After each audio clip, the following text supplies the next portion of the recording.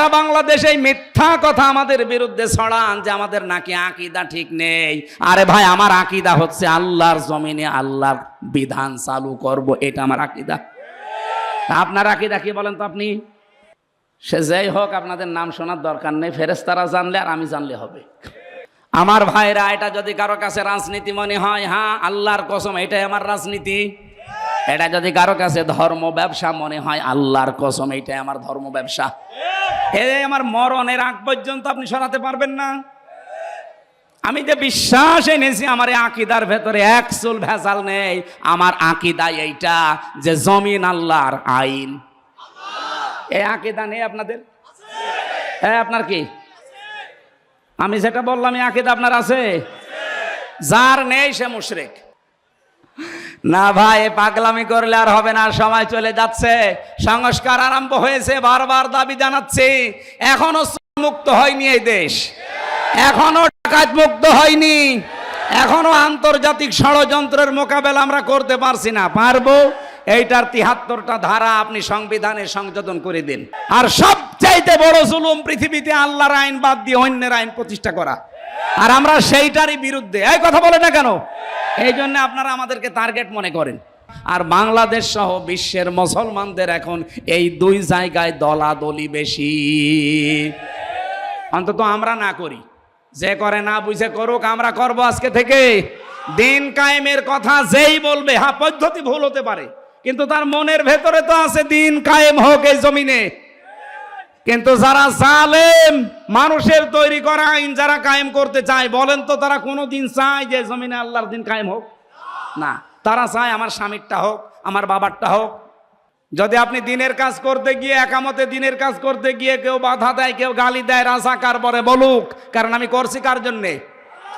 আমি আজকে open challenge দিচ্ছি কুষ্টিয়ার বুকে, এটা রেকর্ড হচ্ছে সারা বাংলাদেশে ৫৬,০০০ বর্গ মাইলে আমি যেখানে যাব, কোরআনের পক্ষে যারা আছে, একামতে দিনের পক্ষে যারা, এদেশে আল্লাহর আইন যাদের দ্বারা কায়েম হওয়ার সম্ভাবনা আছে, তাদের পক্ষে আমি রায় চাব, সিদ্ধান্ত চাব, ভোট চাব।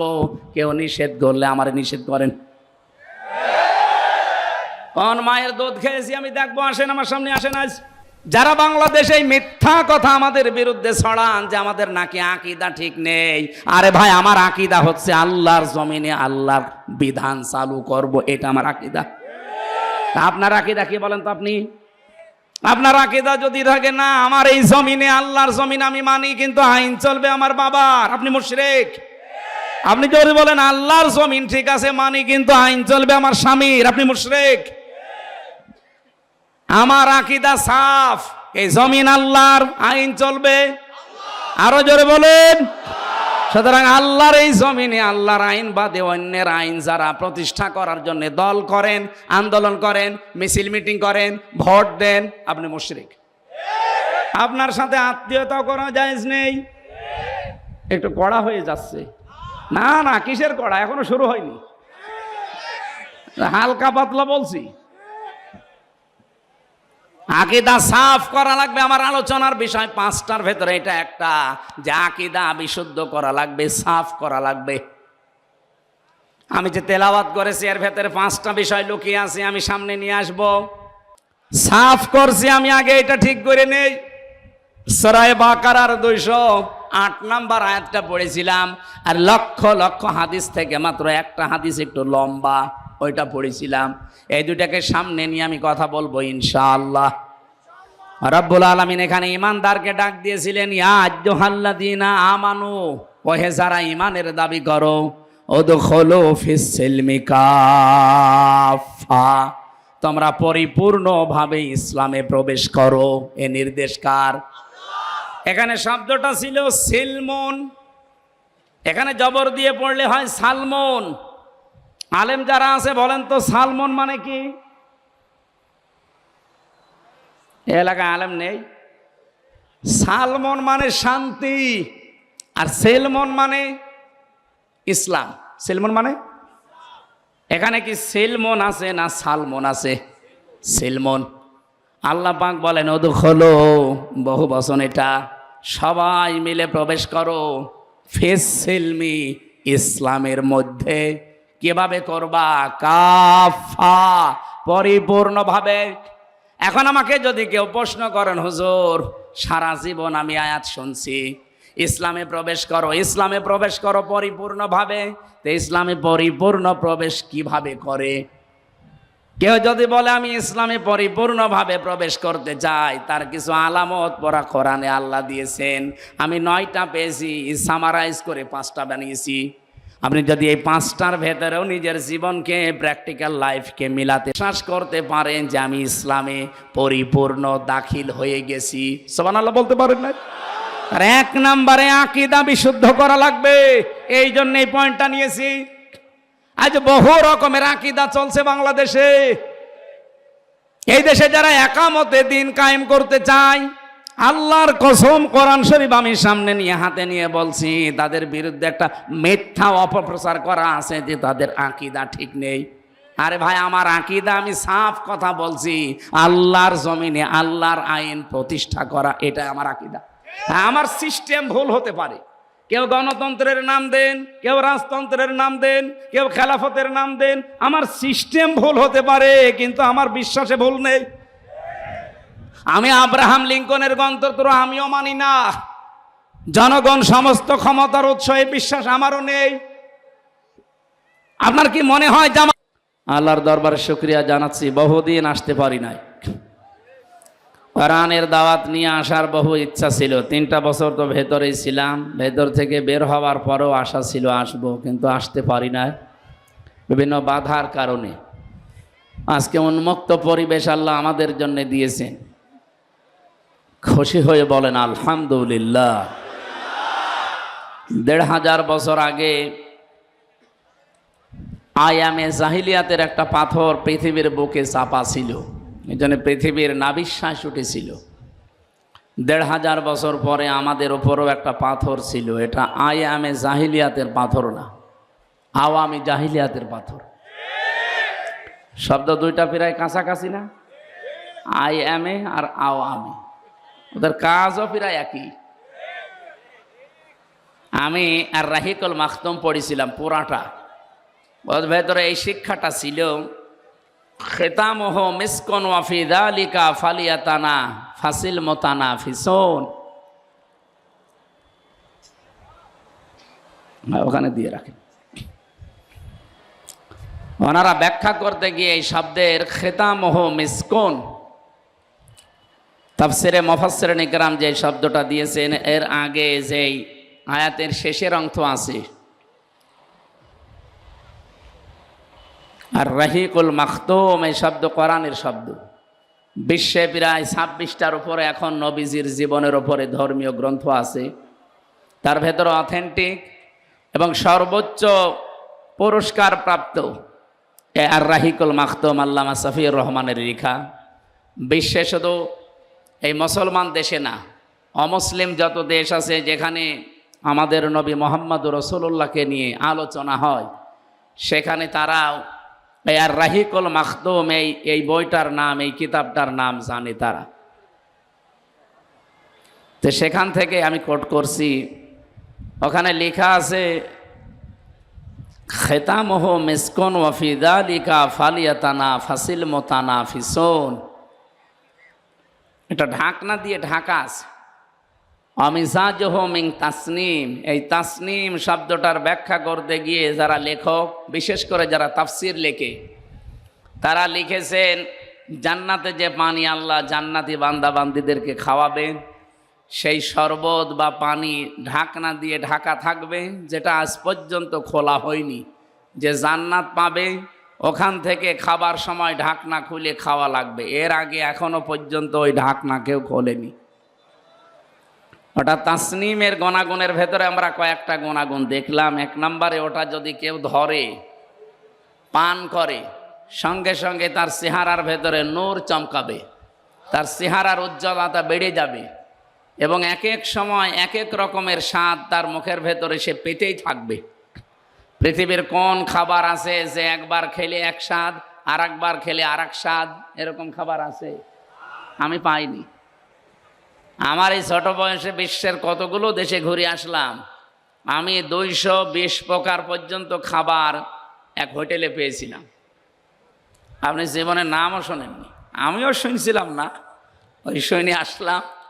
কত রকমের খাবার এখানে তৈরি হয়, 220 প্রকার। বাংলাদেশে এক জায়গায় পেয়েছিলাম 180 প্রকার খাবার রান্না হয়, গাজীপুরের কাপাসিয়ায় নিরিবিলি হোটেলে। 180 প্রকার খাবার আপনি কি রান্না করেন এত? হোটেলের মালিক তোতা মিয়া ওই এসে বলছে, হুজুর এই যে এইটা খান। কি এইটা? কাঁঠালের পাতা ভর্তা।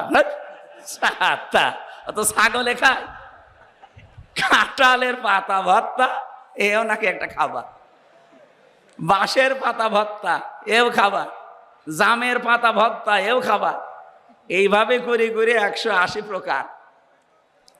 আর থাইল্যান্ডে পেয়েছিলাম 220 প্রকার। কাঁকড়া মাকড়া সব দেয়, যেগুলো আমরা অন্তত ঘৃণা করি, খেতে চাই না, এইরকম জিনিসও। তারপর দাম কি? বাংলাদেশের টাকায় কমপক্ষে 22,000 টাকা হবে কাঁকড়া। উন্নত জাতের কাঁকড়া তারা নাকি প্রতিপালন করে, সাগর থেকে নিয়ে আসে, ওটা ফ্রাই করে দেয়। ওরা বলে যে হুজুর খুব স্বাদ। ও ছাতা তো দেখলেই আমার ঘৃণা করে। আমার মেয়েরে আমি ভিডিও কলে দেখাচ্ছিলাম, আমার ওই 4 বছর যেটা, ও দেখে বলছে বাবা কি? এমন কাঁকড়া। তুমি যদি দেশে আসো জীবনে তোমার মুখে আর চুমু খাবো না। কেন? কাঁকড়া খাও বাইরে যে। তো এই যে খাবারগুলোর পরে পরিবেশন করা হয় পানি, আমি দেখেছি এই পানিগুলো পৃথিবীতে সবচাইতে দামি যে পানি, নাম কি বলেন তো দামি পানির নাম? এ হুজুর তো তাই বলবে। পৃথিবীর দামি পানির নাম বলছেন জমজম। 1 গ্লাস কয় টাকা নেবে? খুব বেশি হলেও না 100 টাকা দিলে আপনাকে 1 গ্লাস দিয়ে দেবে।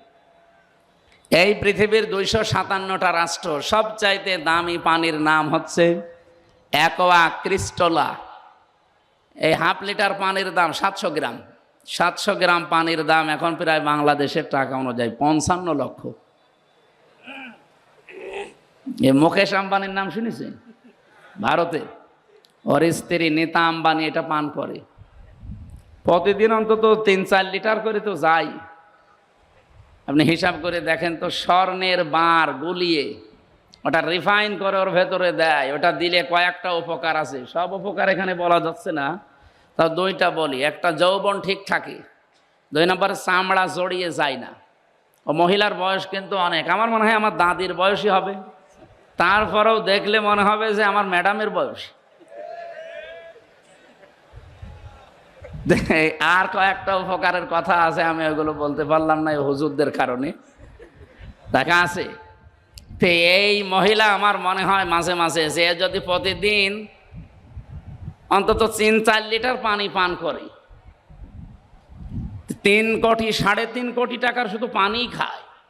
আর বাকি যা খায় ওগুলো তো নাম বলা যাচ্ছে না, তা আরো দামি।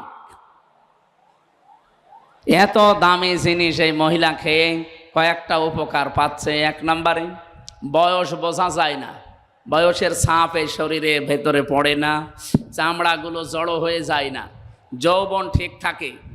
বাকি আরও যে 2টা আছে বললাম না, আপনি একা একা আসবেন আপনাকে বলবো, ওগুলোও ঠিক থাকে। তো কি হচ্ছে, আমি তো কথাটা এখানে আপনাদের সামনে তুলেছিলাম, যেখানে যারা বসে আছে সম্মানিত ওলামা ইকরাম, সামনে বসা মুসলমান ভাইরা, পর্দার আড়ালের সম্মানিতা মা এবং বোনেরা, প্রশাসনের ভাইরা, প্রাণপ্রিয় কুষ্টিয়াবাসী, এ কথাগুলো বলি নাই? বলেন বলেন। বড় আশা ছিল আমি দূরের জেলাগুলো বাদ দিয়ে আমার নিজের এলাকাগুলো একটু ঠিক করি, কোরআন হাদিসের যতটুকু আমি জেনেছি বুঝেছি মানুষকে জানাই, যাতে কপালের ফের জালেমরা আসলে বলতে দেয়নি। এই পৃথিবীতে আসলে শব্দটাই সমস্যা। এই তাফসীরুল কোরআন মাহফিল লিখে দিয়েছেন, এই শব্দটা ঝামেলা। আপনি দেখেন তাফসীর যেখানে লেখা নেই, অন্য কোনো শব্দ থাকলে জালেমদের কোনো সমস্যা হয় না। যত জায়গায় আপনি পাবেন তাফসীরুল কোরআন মাহফিল, কিছু না কিছু বাধা আসবেই, কিছু না কিছু ফতোয়া আসবেই। অথচ পড়া কোরআন পড়ে আমি 2টা জিনিস অন্তত ক্লিয়ার হয়েছি, যে 2 জায়গায় কোনো ফতোয়াবাজি চলবে না। দুইটা জায়গায় কোনো ফতোয়াবাজি চলবে না। এখানে ফতোয়া দেওয়া ঠিক নয়। দলাদলি করা, মত পার্থক্য করা, আলাদা আলাদা হয়ে যাওয়া হারাম। সে দুই জায়গার এক জায়গা হচ্ছে কোরআনের কাছে। ওয়াতাসিমু বিহাবলিল্লাহি জামিআও ওয়ালা তাফাররাকু। সূরা আলে ইমরানের 103 নম্বর আয়াতের প্রথম অংশে আছে, আল্লাহ বলেন যে কোরআনের কাছে যখন আসতে বলবে তখন কোনো দলাদলি করবা না, কোনো ফতোয়াবাজি করবা না। এই জায়গায় আপনি সারা পৃথিবীতে দেখেন, যেখানে কোরআনের কাছে ডাক দেওয়া হয় সেখানে ফতোয়া বেশি। এখানে যদি ওরস শরীফ দিতেন, এই জায়গায় যদি ইসালে সওয়াব দিতেন, এখানে যদি আপনি ওই যে 63 দিন ব্যাপী যা হয় বাংলাদেশে বিভিন্ন নাম দিয়ে, আমি নামগুলো নিলাম না, এই নামে কিছু হলে কোনো বাধা হয় আমি দেখিনি, শুনিও নি। ইসালে সওয়াবে আজ পর্যন্ত বাংলাদেশে কোনো জায়গায় বাধা হয়েছে? আর ভারতে তো বাধা হয় না, কারণ ভারতে এটা নিয়েই চলে ওরা। এরপরে নওরস শরীফ হয়, খসরস শরীফ হয়, গোসল শরীফ হয়, ওরস মোবারক, ওরস শরীফ, যত রকমের শরীফ বলেন, মোবারক বলেন, কোনো জায়গায় বাধা হয়নি আর আমি দেখিনি, শুনিও নি। শুধু একটা জায়গায় বাধা হয়, তাফসীরুল কোরআন মাহফিল লেখা থাকলেই বাধা হয়। এরা আমি কারণ পেয়েছি এই শব্দের ভেতরে। যারা আরবি গ্রামার জানি, এ শব্দ ভাঙবেন, এ শব্দের গোড়ায় চলে যাবেন। ফাসসারা ইউফাসসিরু তাফসীরান ফাহুয়া মুফাসসিরুন, এই যেভাবে সাররাফা ইউসাররিফু তাসরিফান ফাহুয়া মুসাররিফুন, এই বাব থেকে যে শব্দগুলো আমরা খাসিয়াত বের করতে পারি, এখান থেকে যে গুণাগুণগুলো বের হয়, তার বাংলা অর্থ দাঁড়ায় উন্মুক্ত করা, খুলে ফেলা, উলঙ্গ করা। ঢাকনা আছে, ঢাকনা তুলে ফেলা, এর নাম হচ্ছে তাফসীর। আপনি যদি পৃথিবীতে, আমি এই ভাইয়ের বাড়িতে গেলাম, যে সালাম দেওয়ার পরে ওনার ছেলেটা বের হয়ে বলছে কি, ওনার বাবা কই? আচ্ছা, বাবা কুষ্টিয়ায় আছে, আপনি পরে আসবেন। মানে এমন সুন্দরভাবে আমার সালামের জবাব দিয়েছে, কি ছেলে না মেয়ে বোঝা যাচ্ছে না। এখন যদি আমি নাম জিজ্ঞাসা করি তাও তো একটা ধোকায় পড়ে যাব, কারণ এ দেশে অনেক ছেলে মানুষের নাম, মেয়ে মানুষের নাম একই। কাউকে যদি বলে তোর নাম কি, ও যদি বলে মাহি, আপনি কি বুঝবেন? মহিলাও আছে মাহি, ওই যে মাহিয়া মাহি, আপনাদের তো এর সাথে কোনো সম্পর্ক নেই। আর একজন আছে মাহি বি চৌধুরী, এটাও কিন্তু একজন মানুষের নাম, কিন্তু পুরুষ মানুষ। আগেরটা মহিলা, পরেরটা নাম বললে তো বোঝা যাবে না। এখন ওইটা আম্মু না আব্বু, আমার কি বলে সালাম দিলেও আঙ্কেল বলে, এখন কিভাবে বুঝবো আমি? ওর যে পায়জামা প্যান্ট পরা আছে এটা খুলে ফেলা লাগবে না? এটা না খুললে আপনি বুঝবেন কি করে? পায়জামা প্যান্ট আছে, এটা খুলে ফেলেন, এখন আপনি টের পাবেন যেটা আম্মু না আব্বু। এইটার বাংলা অর্থ তাফসীর, বোঝে? আমাদের এই দেশে, এই পরিবারে, এই সমাজে, এই রাষ্ট্রে, এই পৃথিবীতে এখন অনেকেই বিভিন্ন আবরণ দিয়ে নিজেকে আড়াল করে রেখেছে। কেউ জুলুমের চাদর দিয়ে, কেউ শিরিকের চাদর দিয়ে, কি কথা বুঝতেছেন?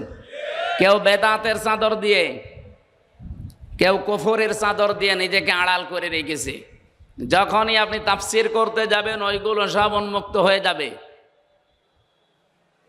পৃথিবীর মানুষেরা টের পেয়ে যাবে যে এটা তো জাতির সর্বনাশ করছে। এই জন্যে এত বাধা দেয়। যারা জুলুম করে তারা চিন্তা করে আমার তো অন্তত আবরণ দিয়ে ঢাকা আছে, জুলুমের আবরণ, কেউ তো টের পাচ্ছে না।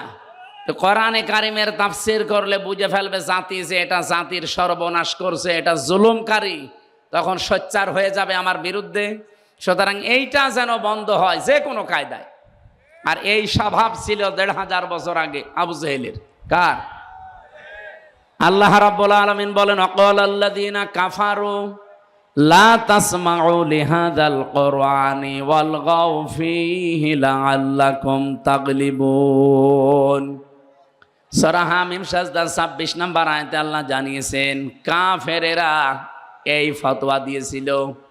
আপনি শব্দের দিকে খেয়াল করেন, ওয়াকালাল্লাযীনা কাফারু, যারা কাফের তারা এই কথা বলেছিল, লা তাসমাউ লিহাযাল কোরআন, যা করবা পৃথিবীতে করো, উন্মুক্ত তোমাদের জন্য, কিন্তু এই কোরআন শুনতে যেও না। মোহাম্মদ যেটা কোরআন দিয়ে বোঝাতে চায় এটা শোনা যাবে না, এটা শুনতেও দেওয়া যাবে না। প্রশ্ন আসতে পারে শোনা যাবে না, শুনতে দেওয়া যাবে না, এই শব্দ কোথায়? এই যে অলকফি, শুধু শোনা যাবে না এতটুকু না, কেউ যদি শোনার ব্যবস্থা করে হোসেনাবাদ, এটা কি করে বন্ধ করা যায় সেই ব্যবস্থা করা লাগবে। আর আমার মনে হয় আগস্টের 5 তারিখের আগে হলে এটাও বন্ধ হয়ে যেত। কিভাবে বন্ধ করবেন? হয় ঢোলঢুকি তবলা বাজান, এলাকার পরিবেশ নষ্ট করে দেন, ভীতিপূর্ণ অবস্থা তৈরি করেন, 144 ধারা জারি করে দেন, অথবা এমন কিছু শর্ত দেন যেন ওরা কোরআনের মাহফিলের আয়োজন না করে। 14 রকমের শর্ত এর জন্য আমরা দেখেছিলাম যে অমক হুজুর আসলে হবে না, অমক আলেম নিয়ে আসলে হবে না, এই কথা বলা যাবে না, এই কথা বলা যাবে না। এমনকি আমরা এখনো অনেককে কথা বলতে শুনছি যে কোনো আলেম, কোনো ইমাম, কোনো মাওলানা এই দেশে কারো পক্ষে ভোটও চাইতে পারবে না। আমার মনে হচ্ছে যে উনি মনে হয় মালয়েশিয়া থেকে ডিগ্রি নিয়ে এসেছে। মুফাসসিরে কোরআন, মুজাদ্দিদে জামান, ভারতের কামান, বিশাল আলেম না, স্বামী স্ত্রী দুইজন, কি ফতোয়া দিচ্ছে দেখেছেন? আমি আজকে ওপেন চ্যালেঞ্জ দিচ্ছি কুষ্টিয়ার বুকে, এটা রেকর্ড হচ্ছে সারা বাংলাদেশে 56,000 বর্গ মাইলে আমি যেখানে যাব, কোরআনের পক্ষে যারা আছে, একামতে দিনের পক্ষে যারা, এদেশে আল্লাহর আইন যাদের দ্বারা কায়েম হওয়ার সম্ভাবনা আছে, তাদের পক্ষে আমি রায় চাবো, সিদ্ধান্ত চাবো, ভোট চাবো। কেউ নিষেধ করলে আমার নিষেধ করেন। কোন মায়ের দুধ খেয়েছি আমি দেখবো, আসেন আমার সামনে, আসেন। আজকে মাইক কেড়ে নেন তো, মাইক আজকে ছেড়ে দিলাম, আন কেড়ে নিন।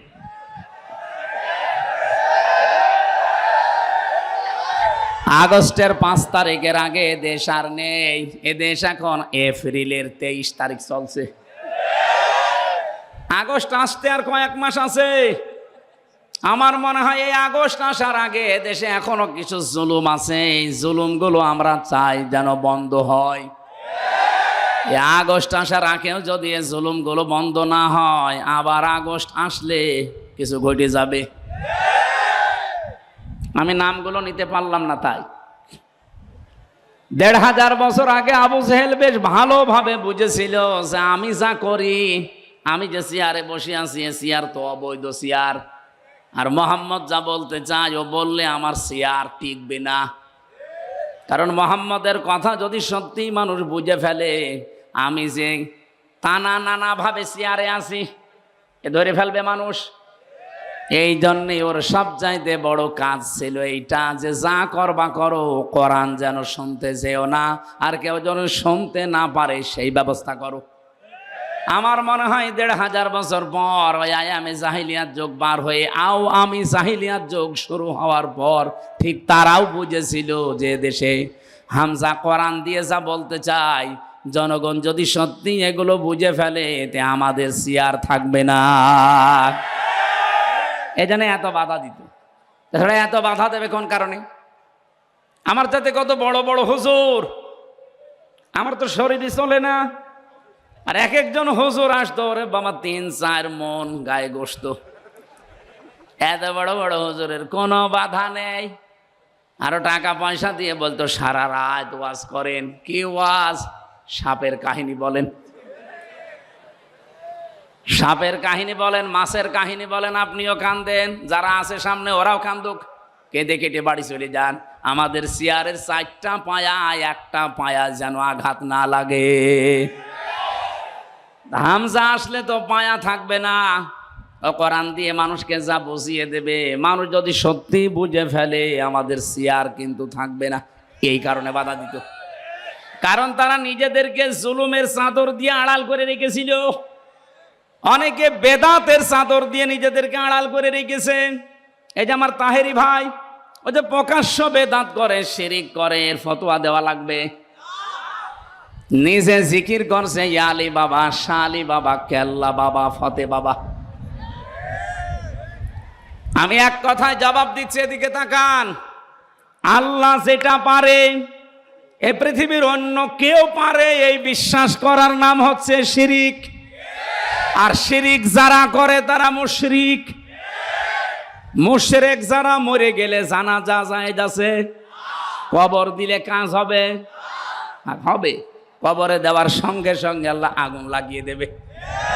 লাহুম মিন জাহান্নামা মিহাদু ওয়া মিন ফাওকিহিম গাওয়াশ ইলা আখিরি আয়াত। আল্লাহ পাক বলেন ওদেরকে শুধু কবরে রাখতে দেরি হবে, কবরের নিচে আমি জাহান্নামের বিছানা বিছিয়ে দেব আর উপরে আগুন লাগিয়ে দেব। ওয়াকাযালিকা নাজিজিজ জালিমিন, এটা আমি এই জন্য করব কারণ এটা জালেমদের শাস্তি। কুষ্টিয়াবাসী, আমি যেটা এ পর্যন্ত এসে বোঝাতে চাই, পৃথিবীর শিরিককারী, বেদাতকারী, জুলুমকারী, কুফরিকারী, এগুলো সবই তারা নিজেদেরকে চাদর দিয়ে আড়াল করে রেখেছে। এরা তাফসির শুনলেই ভয় পায়। তাফসির মানে খুলে ফেলা, উলঙ্গ করা, উন্মুক্ত করা। ঢাকনা দিয়ে ঢাকা আছে, ঢাকনা ফেলে দেওয়া। আমরা যতগুলো ঢাকনা দিয়ে নিজেদেরকে ঢেকে রেখেছি, কোরআনের তাফসির যদি সঠিকভাবে করা হয় একটাও টিকবে না। ওরা নিজেরাও জানে যে আমরা ভ্রান্ত পথে আছি। কথা বলেন না কেন? ওরা নিজেরাও জানে যে আমরা ভুল পথে আছি, কিন্তু দুনিয়ার স্বার্থে তারা ওটা ছাড়তে চায় না। এই পৃথিবীতে আমরা তিনটা প্রাণী দেখি, এরা কিন্তু দিনের আলোতে বের হয় না কোনো দিন, রাতের আধারে বের হয়। এই যে রাত এখন অন্ধকার হয়ে গেছে, যত বেশি অন্ধকার হবে দেখবেন তত বেশি ওরা রাতের বেলা বের হবে। পেঁচা, বাদুর আর চামচিকা, নাকি এলাকায় নেই? এই তিনটা জিনিস রাতে বের হয়, বের হয়ে স্থির থাকে, মানুষের কলা নষ্ট করে, ফসল নষ্ট করে, পানির বরজ নষ্ট করে। কি কথা বলছেন এখানে? দিনের আলো, সূর্যের আলো তাদের ভালো লাগে না, রাতের আধার তাদের ভালো লাগে। এই জন্য নামও দেখেন ডিজিটাল নাম, পেঁচা, বাদুর, চামচিকা। আমার মনে হচ্ছে ওর চেহারা ওই রকমই। কি কথা বলেন? যাদের নাম বললাম কি একবার দেখলে আর একবার দেখতে মন চাবে? কি বুঝলেন এখান থেকে? দিনের আলো, সূর্যের আলো এদের ভালো লাগে না, রাতের আধার বেছে নিয়েছে ভালো লাগে এদের। এই কারণে এদের নাম ওই রকম। এই পৃথিবীতে যারা কোরআনের আলো, দিনের আলো, ইসলামের আলো যাদের সহ্য হয় না, ভালো লাগে না, এরাই কিন্তু অন্ধকারের পথগুলো, বিশেষ করে জুলুমের, কুফরির, শিরিকির, বেদাতের অন্ধকারের পথ বেছে নেয়। বেছে নিয়েই তো স্থির থাকে না। এই পথগুলো বিভিন্ন কায়দায় মানুষকে ক্ষতি করে। শিরিক দিয়ে মানুষের ইমানগুলো ধ্বংস করে দেয়, বেদাতগুলো দিয়ে আমার আল্লাহর রোশানলে মানুষকে ফেলিয়ে দেয়, কুফরি দিয়ে মানুষের ইমানটা নষ্ট করে ফেলে। সবচাইতে বড় বিষয় জুলুম। এই জুলুম করলে মানুষ আর হামজার টার্গেট থাকে না।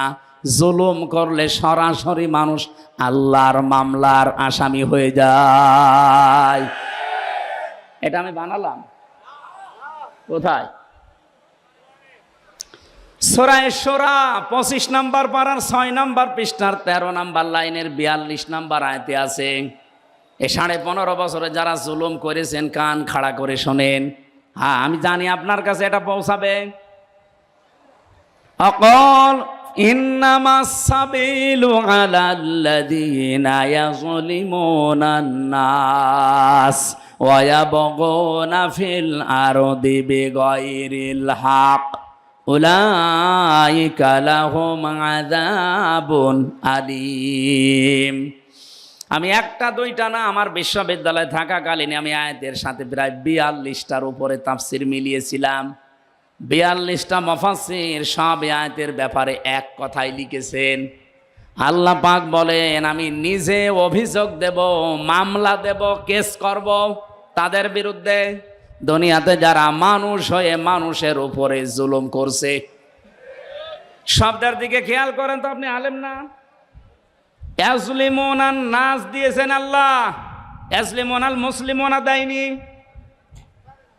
এরপরে শব্দ হচ্ছে ইয়াজলিমুন শব্দ দিলেন কেন আল্লাহ? এটা তো মোজারে, বর্তমান, ভবিষ্যৎ, প্রেজেন্ট, ফিউচার। তার মানে বর্তমানে যারা আজ মানুষের উপরে জুলুম করছে, ভবিষ্যতেও যারা করবে।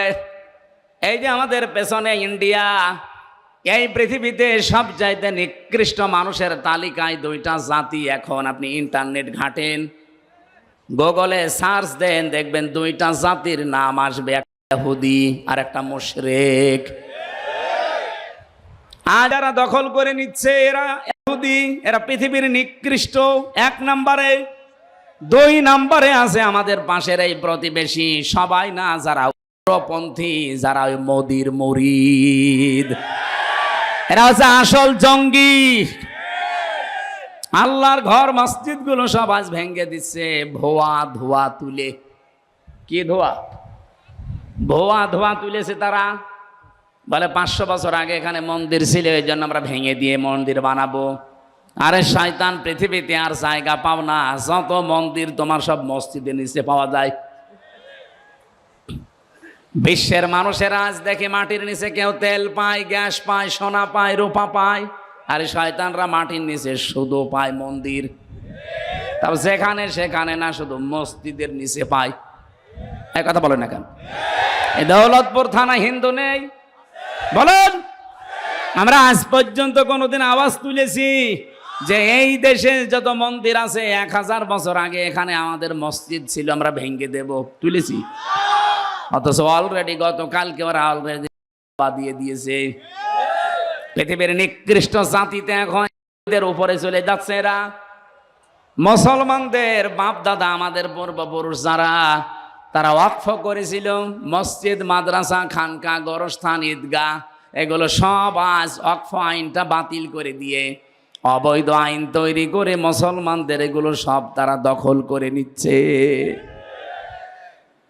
একটা হাদিস পড়ছিলাম আজকে, বিশ্বনবী জানিয়েছেন, আন আবি যাররিন রাদিয়াল্লাহু তাআলা আনহু قال قال النبي صلى الله عليه وسلم من ادعى ما ليس له فليس منا ওয়ালিয়াতাবাওয়া মাকআদাহু মিনান নার। রাহু মুসলিম। বিশ্বনবী বলেন, ওই লোকটা কোন লোক? এ পর্যন্ত পরে নবী কিছু বলেননি। ওই লোকটা কোন লোক? যেই লোকের দখলে ওই জিনিস থাকার কথা না, জোর করে নিজের দখলে যদি ওই জিনিস সে নিয়ে নেয়, সঙ্গে সঙ্গে ফালাইসা মিন্না, সে আমার উম্মত থেকে বের হয়ে যায়। কি কিছু বুঝেছেন? না বোঝেন। আমি আগে ব্যাখ্যাটা বলি, দেখেন, যেই জিনিস আপনার দখলে থাকার কথা না, ওইটা যদি আপনি নিজের দখলে নিয়ে নেন, সঙ্গে সঙ্গে আপনি নবীর উম্মত থেকে বের হয়ে গেছেন। এই গল্প করছেন মানে?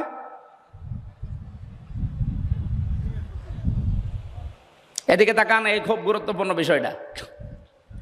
2 নম্বরের শাস্তি হচ্ছে ওয়ালিয়াতাবাওয়া মাকআদাহু মিনান নার, সে যেন জাহান্নামে নিজের স্থান বরাদ্দ করে নিল।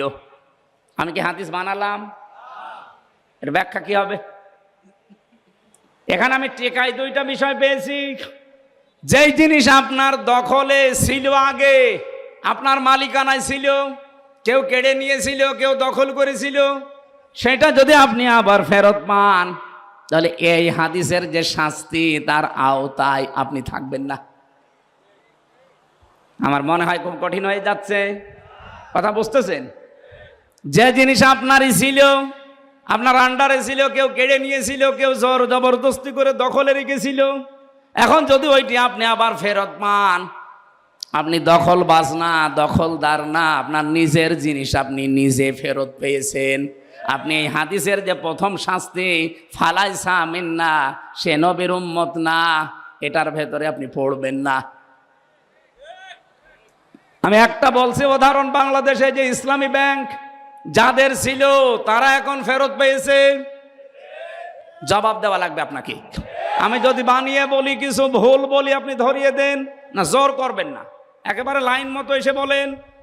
ইসলামী ব্যাংক যাদের ছিল তারা ফেরত পেয়েছে, এতদিন যারা কাছে ছিল ওরা দখল করেছিল।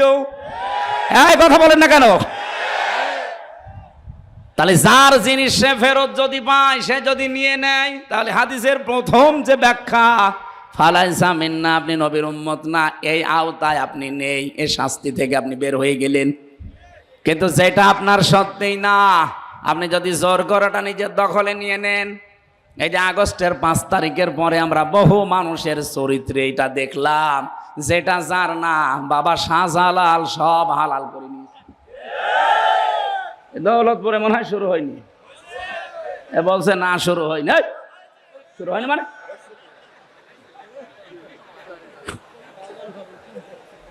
হুজুর মনে হয় ওই দলের, বলছে না শুরু হয়নি। ও টপি কেটে দিলে তখন বলবে না শুরু হয়েছে। কত কিছু আমরা দেখতে পাচ্ছি আগস্টের 5 তারিখের পরে, কত কিছু মানুষ দখল করে নিচ্ছে, অথচ সেই জিনিস তার হওয়ার কথা ছিল না। এই আন্দাজে চিল্লাছেন মানে কিছু বুঝেছেন? হ্যাঁ ঠিক আছে। এ তো খুব চালাক এলাকার মানুষেরা, শহরের মানুষ তো, শহরের মানুষ দেখলে বাংলাদেশের মানুষ এমনি ভয় পায়, কারণ এরা মানুষ শহরের ওপরে রেখে দেয়। অবশ্য ঠিক, আসতে বলেন, রেকর্ড হচ্ছে।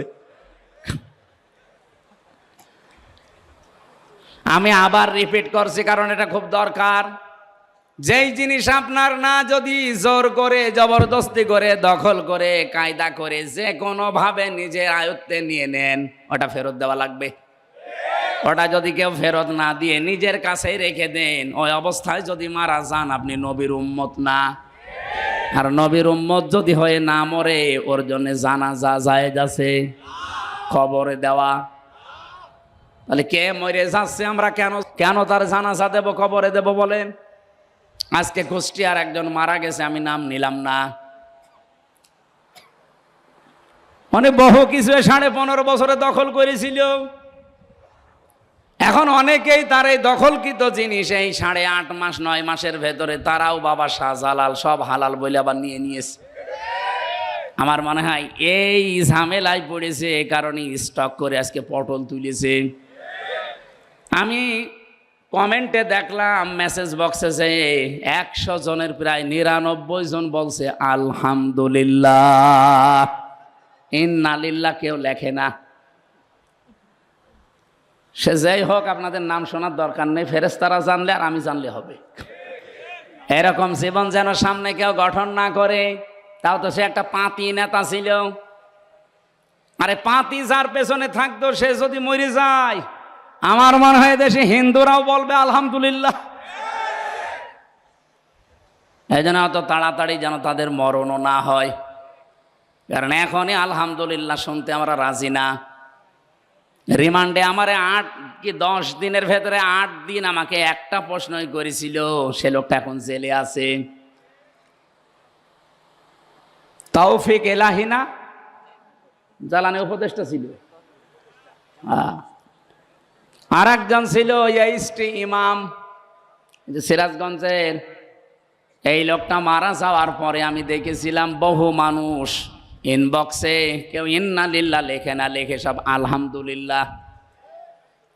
আমি তো মোবাইলও চালাই না ওইভাবে, আমি বুঝিও না ভালো। আমার ওই শালাটা চালাই, তো ও শালা তো শালাই, ও লিখেছে আলহামদুলিল্লাহ। যেহেতু নামে আমার চলছে মুফতি আমির হামজা কুষ্টিয়া, ওই শয়তানরা ওইটা দেখেছে। রিমান্ডে আমারে বলছে কেন আলহামদুলিল্লাহ লিখলেন? কই, এই যে ঠিক সবই ঠিক আছে, কিন্তু লিখেছে আমার শালা, আর শালার সব দোষ আমার ঘাড়ে। এই 10 দিন রিমান্ডের 8 দিন যে শাস্তি আমারে দিয়েছিল, প্রতিদিন ওই একই রকম। আমার আগে একজনকে নিয়ে গেল, দেখলাম বাড়ি চট্টগ্রামে ছাত্র দলের এক ভাই, ওরে নিয়ে যেই নখ তুলছিল। ওদের কাছে এমন একটা চেয়ার আছে, আমাকে দেখায় না, আমাকে বসিয়েছিল কিন্তু আমাকে ঘোরায়নি, কিন্তু ওই ভাইকে বসিয়ে আবার ঘুরিয়েছিল। এরকম চেয়ারে বসিয়ে 2 ক্লিপ দিয়ে হাত আটকিয়ে দেয়, পা আটকিয়ে দেয়, এ গলার কাছে একটা যে লাগিয়ে দেয় রাবার, আপনি নড়াচড়া করতে পারবেন না। হঠাৎ একটা মেশিন নিয়ে আসবে, মেশিন আমি দেখেছিলাম এই হাতের কাছে আর পায়ের কাছে লাগিয়ে দেয়, এমনভাবে সেট করা, মনে আছে যে আমার হাত দেখে বানিয়েছে। হাতের কাছে লাগিয়ে শুধু একটা সুইচ টিপ দিলে একবারে নখগুলো খুলে সব চলে আসে। আর আপনি দেখেন এখন এই নখ খুলে কেমন ফিনকি দিয়ে রক্ত বের হয়। নখ খুলে গেলে যখন রক্ত ফিনকি দিয়ে আসে তখন পাতলা মিহি ওই যে মোল্লা সল্ট ওইটা ছিটিয়ে দেয়। শুনতেই কেমন লাগছে, যারা দিল কেমন লাগছিল তার। আমি মাটির নিচে ওই সময় হাও মাও করে চিৎকার করছে লোকটা, নিয়ে এসে আমার রুমে দিল। কারণ প্রত্যেকের রুম আলাদা, পাশের রুমে যে দেওয়া মোটা মোটা রড দেওয়া সব দেখা যাচ্ছে। দেখছি ফিনকি দিয়ে রক্ত বের হচ্ছিল, ওই জায়গায় লবণ দিয়েছে। তাও মোটা লবণ দিলে তো হয়তো, পাতলা মিহি লবণ দিয়েছে। বলছে আমার একটা টিপ দিয়েছিল সুইচে, এক টিপে নাকি 120 বার করে ঘোরে ওই চেয়ারটা। 1 মিনিট পরে মনে হয় যে আমি 8-10টা পৃথিবী দেখতে পাচ্ছি। অবশ্য সুবহান আল্লাহ। দৌলতপুরের মানুষ তো দৌলতপুরের মতোই। বলেন তো যে একটু হালকা বর্ণনা বললাম, তাও আমার উপরে হয়নি, আমার সাথে ছিল তার উপরে একজন আলেম আমার সাথে ছিল, মুফতি ফখরুল ইসলাম। লোকটা শেষে এসে আমি 3 বছরের ভেতরে তারে 1 বছর পেয়েছিলাম একসাথে। ওরে ডান্ডা বেড়ি দিয়ে 24 ঘন্টা ওই ফাঁসির কন্ডেম সেলের ভেতরে আমার রুমে দিয়েছিল। মাঝে মাঝে দেখি হাত পা সাটপাট হয়ে পড়ে আছে। কি ভাই আপনি এমন করেন? আমারে বলছে হামজা ভাই আপনার সাথে রিমান্ডে কি করেছে আমি জানি না, তবে আমারে নিয়ে পায়ের ভেতরে হাত দিয়ে, সামনে লোহার ব্যারিকেড ছিল, ও লোহার ব্যারিকেডের সাথে হাত আটকিয়ে দিয়েছে হ্যান্ডকাপ দিয়ে। 2 মিনিট 5 মিনিট না, 3 বছরে ভাবে আটকিয়ে রেখেছে। 24 ঘন্টা। এই যে মানুষ যে শুয়ে থাকে এটা যে কত বড় নিয়ামত আমি জানি। 24 ঘন্টায় মাত্র 1.5-2 মিনিট সময় দিত টয়লেট করার জন্য। টয়লেট তো হয় না, তাও সময় দিত মাত্র 1.5-2 মিনিট। সকালে কয়টা পচা ছোলা দিয়ে যেত, দুপুর বেলা 1 মুঠ ভাত দিত, তাও মনে হচ্ছে কেউ মাখিয়ে দিয়েছে। আমি ওনারা বললাম আপনি 60 হয়ে থাকেন, যদিও উনি 60 হয়ে ঘুমালে আমার আর জায়গা থাকে না, কারণ এদিকে 3.5 হাত, এদিকেও 3.5 হাত, থাকবো কি করে? উনি যদি 60 হয়ে হাত পা ছেড়ে দেয় তা আমি থাকবো কোথায়? আবার সামনে টয়লেট দেওয়া, টয়লেটের আবার দরজা নেই, শুধু 1-1.5 হাত মতো একটা দরজা দেওয়াল দেওয়া আছে। বসলে দেখা যায় না, দাঁড়ালে দেখা যায়। তাও তো ভেতরে অবস্থা। আর ওদের কাছে যখন রিমান্ডে মাটির নিচে ওই জায়গায় এমন কঠিন টয়লেট আছে, কিন্তু টয়লেটের দরজা আবার খোলা রাখা লাগে। 1-1.5 হাত খালি দেওয়াল দেওয়া। এটা যুবক মানুষ আমরা, বলেন তো এরকম একটা মানুষের সামনে যদি ওইভাবে টয়লেট পোষাবো তো আসবে না।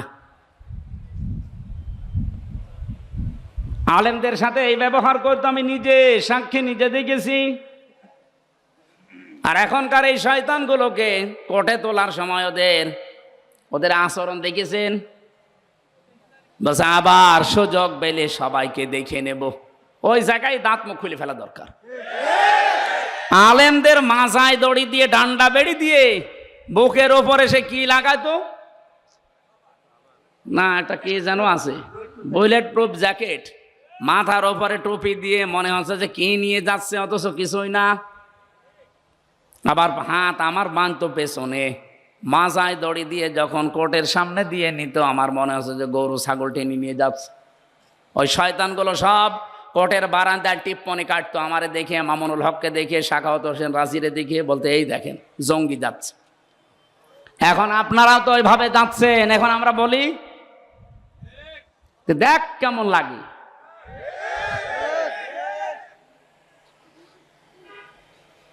মানুষ হয়ে যারা মানুষের উপরে জুলুম করে, আল্লাহর কসম এই আয়াতের ফতোয়া হচ্ছে আল্লাহ নিজে তাদের বিরুদ্ধে মামলা দায়ের করবে। সুতরাং এই 15.5 বছরে যারা মানুষের উপরে জুলুম করেছেন, আপনি কিন্তু হামজার টার্গেট না, আল্লাহর টার্গেট। আমি যদি মামলা নাও দেই, আল্লাহ নিজে আপনার বিরুদ্ধে মামলা দেবে। এ বাংলাদেশে বহু মানুষ আমি দেখতে পাচ্ছি তারা আল্লাহর মামলার আসামি। আর 2 নম্বরে কি ছিল? ওয়ায়াবগুনা ফিল আরদি বিগাইরিল হক। দুনিয়া শান্ত হয়ে যাওয়ার পরে যারা অন্যায়ভাবে পৃথিবীতে বিশৃঙ্খলা তৈরি করে, এখন যেটা চলছে, গতকালকেও একটা আন্দাজে মিছিল বের করেছে, পুলিশ পিটিয়েছে, আমি দেখলাম একজনকে চড়াচ্ছে। দেখেন ভিডিওটা, কি চড়াচ্ছে, ওইভাবে চড়ানো দরকার। এতদিন কোথায় ছিলি? 15.5 বছর তোর কোনো খোঁজ ছিল না। এখন যত হেলমেট বাহিনী, যত রিকশা বাহিনী, যত আনসার বাহিনী, কত বাহিনী এখন আসতেছে, কোথায় ছিলেন এতদিন? দেশটা একটু শান্ত হতে দেন না কেন? 8.5 মাসের ভেতরে 26টা ইস্যু তৈরি করেছে ওখানে বসে বসে, একটা ইস্যুতেও কাজ দেয় না। আমি যে আয়াত পড়ে এটা ব্যাখ্যা করতে চেয়েছিলাম, কোরআনে কারিমের তাফসীর সঠিকভাবে করলে যারা আজ নিজেদেরকে আবরণ দিয়ে ঢেকে রেখেছেন, আল্লাহর কসম তারা বুঝে ফেলে যে হামজা যেটা জনগণকে বোঝাতে চায়, মানুষ যদি বুঝে ফেলে তে আমার অবৈধ ক্ষমতা থাকবে না। এটা বুঝে ফেলেছিল 1500 বছর আগে কে? আরো জোরে বলেন। আর এই যে 1500 বছর পরে এখন যারা বুঝে ফেলে, এরাও আবু জেহেলের আত্মীয় স্বজন। সুতরাং আমরা কোরআনে কারিম যেটা শুনতে আসলাম আজকে, এটা কোনো গোপন বিষয় নেই। বহু আলেম ওলামা, বহু ইমাম খতিব আমরা দেখি আয়াত পড়ে ঠিক, কিন্তু গোপন করে যায়। সেদিন আমি এই যে ব্রাহ্মণবাড়িয়া একটা মাহফিলে ছিলাম, এই মাইকের আওয়াজ শোনা যাচ্ছিল সর্বোচ্চ 1.5 কিলো দূরে। আমার ওই তাহেরি ভাই ওয়াজ করছে, আমি মাঝে মাঝে আলোচনা বন্ধ করে দিয়ে একটু শুনছিলাম, দেখি ভাই আমার কি বলে। উনি আয়াত পড়ল ঠিক, কুল হুয়াল্লাহু আহাদ। হে নবী আপনি বলেন আল্লাহ এক। এ নবী কোন নবী? এ নবী ফাতেমার বাবা। এ ফাতেমা কোন ফাতেমা? এ হাসান হোসাইনের মা। এ হাসান হোসাইন কে জানেন আপনারা? কারবালা শহীদ হয়েছিল হুসাইন। আমি আপনাদেরকে হুসাইনের জীবন কাহিনী শোনাবো। আয়াত পড়েছি কি? আর তাফসীর হচ্ছে এরকম। কারবালার কাহিনী যদি 2.5 ঘন্টা না 5.5 ঘন্টাও আমি বলি, কারো গায়ে লাগবে না। কিন্তু কারবালার যে 27টা শিক্ষা আছে, 27টা বলা লাগবে না, 7টা বললেই জালেমরা মাহফিল বন্ধ করে দেবে। ও তো একটা শিক্ষাও বলবে না, শুধু চোখে পানি না আসলে আন্দাজে কান্নার ভান করে এমন ভাবে টান দেবে মনে হচ্ছে বিশাল তাফসীর হচ্ছে। অথচ কুল হুয়াল্লাহু আহাদ দিয়ে আল্লাহ তার একাত্মবাদের ঘোষণা দিয়েছে, তার ধারে কাছেও নেই। আরো কি করে শিরিক করা যায়, সেই শিরিক গুলো ওই যে ইয়ালি বাবা, শাহ আলী বাবা, কেল্লা বাবা, ফতে বাবা, এগুলো শিরিক না? কারণ আল্লাহর সাথে অন্য কাউকে জোর করে যদি কেউ ডাকে, ওটা হচ্ছে শিরিক। এই আয়াত হচ্ছে সূরা আরাফের 181 নম্বর আয়াতে আছে। আল্লাহ রাব্বুল আলামিন বলেন, আমি আল্লাহর সাথে অন্য কাউকে জুড়ে দিবা না। যদি আমি আল্লাহর সাথে অন্য কাউকে কেউ জুড়ে দেয়, যারা এলাহাত করবে, বাড়া কমা করবে, এর ভেতরে জুড়ে দেবে, তোমরা তাদের সাথে মিশে ডাকবা না। এ ঘোষণা কার? অথচ এরা যে আল্লাহর সাথে জুড়ে দিয়েছে, আলী বাবা, শাহ আলী বাবা, কেল্লা বাবা, প্রকাশ্য শিরিক কিনা বলেন? আরো জোরে বলেন। এই জন্য আমি এক কথায় জবাব দিই, শিরিক কিন্তু অনেক প্রকার আছে, সবগুলো আমার আলোচনার বিষয় না। শিরিক বিল জাত পেয়েছি তাফসিরে, শিরিক বিল সিফাত, শিরিক বিল ইখতিয়ারা, শিরিক বিল হুকুক। আমি একটা একটা করে 120 প্রকার পর্যন্ত পড়েছিলাম। এক কথায় জবাব হচ্ছে, আল্লাহ যেটা পারে পৃথিবীর অন্য কেউ পারে। আরো জোরে বলেন। যদি কেউ বিশ্বাস করে যে না অন্য কেউ আল্লাহর মতো পারে, সে সঙ্গে সঙ্গে মুশরিক। আরো জোরে বলেন, বলেন বলেন। তো পৃথিবী চালাতে পারে কে? না মা দুর্গাও পারে? এ পৃথিবী চালাতে পারে আল্লাহ, অন্য কেউ এখানে আর শরীক? আরো জোরে বলেন। এ দুনিয়া চালাতে হলে আইন লাগে, আইন দিতে পারে শুধুমাত্র একমাত্র কেবলমাত্র কে? অন্য কেউ পারে? তাহলে এই কথাই তো বলি আমরা, অন্যের কোনো আইন এই পৃথিবীতে যদি চলে, কেউ যদি চালানোর চেষ্টা করে, সে মুশরিক। কারণ শিরিক করেছে সে আল্লাহর আইনের সাথে। আর আমাদের জীবনের প্রথম কথাও যা, শেষ কথাও তা, যে এই জমিন আল্লাহর, আলা আলাহুল খলক ওয়াল আমরু, আইনও চলবে আল্লাহর। জীবনে আমাদের আর কিছু না থাক, অন্তত এইটা আছে। যারা বাংলাদেশে এই মিথ্যা কথা আমাদের বিরুদ্ধে ছড়ান যে আমাদের নাকি আকীদা ঠিক নেই, আরে ভাই আমার আকীদা হচ্ছে আল্লাহর জমিনে আল্লাহর বিধান চালু করব, এটা আমার আকীদা। আপনার আকীদা কি বলেন তো? আপনার আকীদা যদি থাকে না আমার এই জমিনে আল্লাহর জমিন আমি মানি, কিন্তু আইন চলবে আমার বাবার, আপনি মুশরিক। আপনি যদি বলেন আল্লাহর জমিন ঠিক আছে মানি, কিন্তু আইন চলবে আমার স্বামীর, আপনি মুশরিক। আমার আকীদা সাফ, এই জমিন আল্লাহর, আইন চলবে, আরো জোরে বলেন। সুতরাং আল্লাহর এই জমিনে আল্লাহর আইন বাদে অন্যের আইন যারা প্রতিষ্ঠা করার জন্য দল করেন, আন্দোলন করেন, মিছিল মিটিং করেন, ভোট দেন, আপনি মুশরিক। আপনার সাথে আত্মীয়তা করা জায়েজ নেই। একটু কড়া হয়ে যাচ্ছে। না না, কিসের কড়া, এখনো শুরু হয়নি, হালকা পাতলা বলছি। আকীদা সাফ করা লাগবে। আমার আলোচনার বিষয় পাঁচটার ভেতরে এটা একটা, যে আকীদা বিশুদ্ধ করা লাগবে, সাফ করা লাগবে। আমি যে তেলাওয়াত করেছি এর ভেতরে পাঁচটা বিষয় লুকিয়ে আছে, আমি সামনে নিয়ে আসবো। আপনার কি ধৈর্য হারা হয়ে যাচ্ছেন? আর কিছুক্ষণ সময় দেওয়া যাবে না? সাফ করছি আমি, আগে এটা ঠিক করে নেই। সূরা বাকারার 208 নম্বর আয়াতটা পড়েছিলাম, আর লক্ষ লক্ষ হাদিস থেকে মাত্র একটা হাদিস একটু লম্বা, ওইটা পড়েছিলাম। এই দুটাকে সামনে নিয়ে আমি কথা বলবো ইনশাআল্লাহ। রব্বুল আলামিন এখানে ঈমানদারকে ডাক দিয়েছিলেন, ইয়া আইয়ুহাল্লাযীনা আমানু, ওহে যারা ঈমানের দাবি করো, উদখুলু ফিস সিলমি কাফা, তোমরা পরিপূর্ণভাবে ইসলামে প্রবেশ করো। এ নির্দেশ কার? এখানে শব্দটা ছিল সিলমন, এখানে জবর দিয়ে পড়লে হয় সালমন। আলেম যারা আছে বলেন তো সালমন মানে কি? এলাকায় আলেম নেই। সালমন মানে শান্তি, আর সেলমন মানে ইসলাম। সেলমন মানে, এখানে কি সেলমন আছে না সালমন আছে? সেলমন। আল্লাহ পাক বলেন উদখুলু, বহু বচন এটা, সবাই মিলে প্রবেশ করো, ফিস সিলমি, ইসলামের মধ্যে। কিভাবে করবা? কাফা, পরিপূর্ণভাবে। এখন আমাকে যদি কেউ প্রশ্ন করেন, হুজুর সারা জীবন আমি আয়াত শুনছি ইসলামে প্রবেশ করো, ইসলামে প্রবেশ করো পরিপূর্ণভাবে, তো ইসলামে পরিপূর্ণ প্রবেশ কিভাবে করে? কেউ যদি বলে আমি ইসলামে পরিপূর্ণভাবে প্রবেশ করতে চাই, তার কিছু আলামত পড়া কোরআনে আল্লাহ দিয়েছেন। আমি 9টা পেয়েছি, সামারাইজ করে 5টা বানিয়েছি। আপনি যদি এই 5টার ভেতরেও নিজের জীবনকে, প্র্যাকটিক্যাল লাইফকে মিলাতে বিশ্বাস করতে পারেন যে আমি ইসলামে পরিপূর্ণ দাখিল হয়ে গেছি, সুবহানাল্লাহ বলতে পারেন না?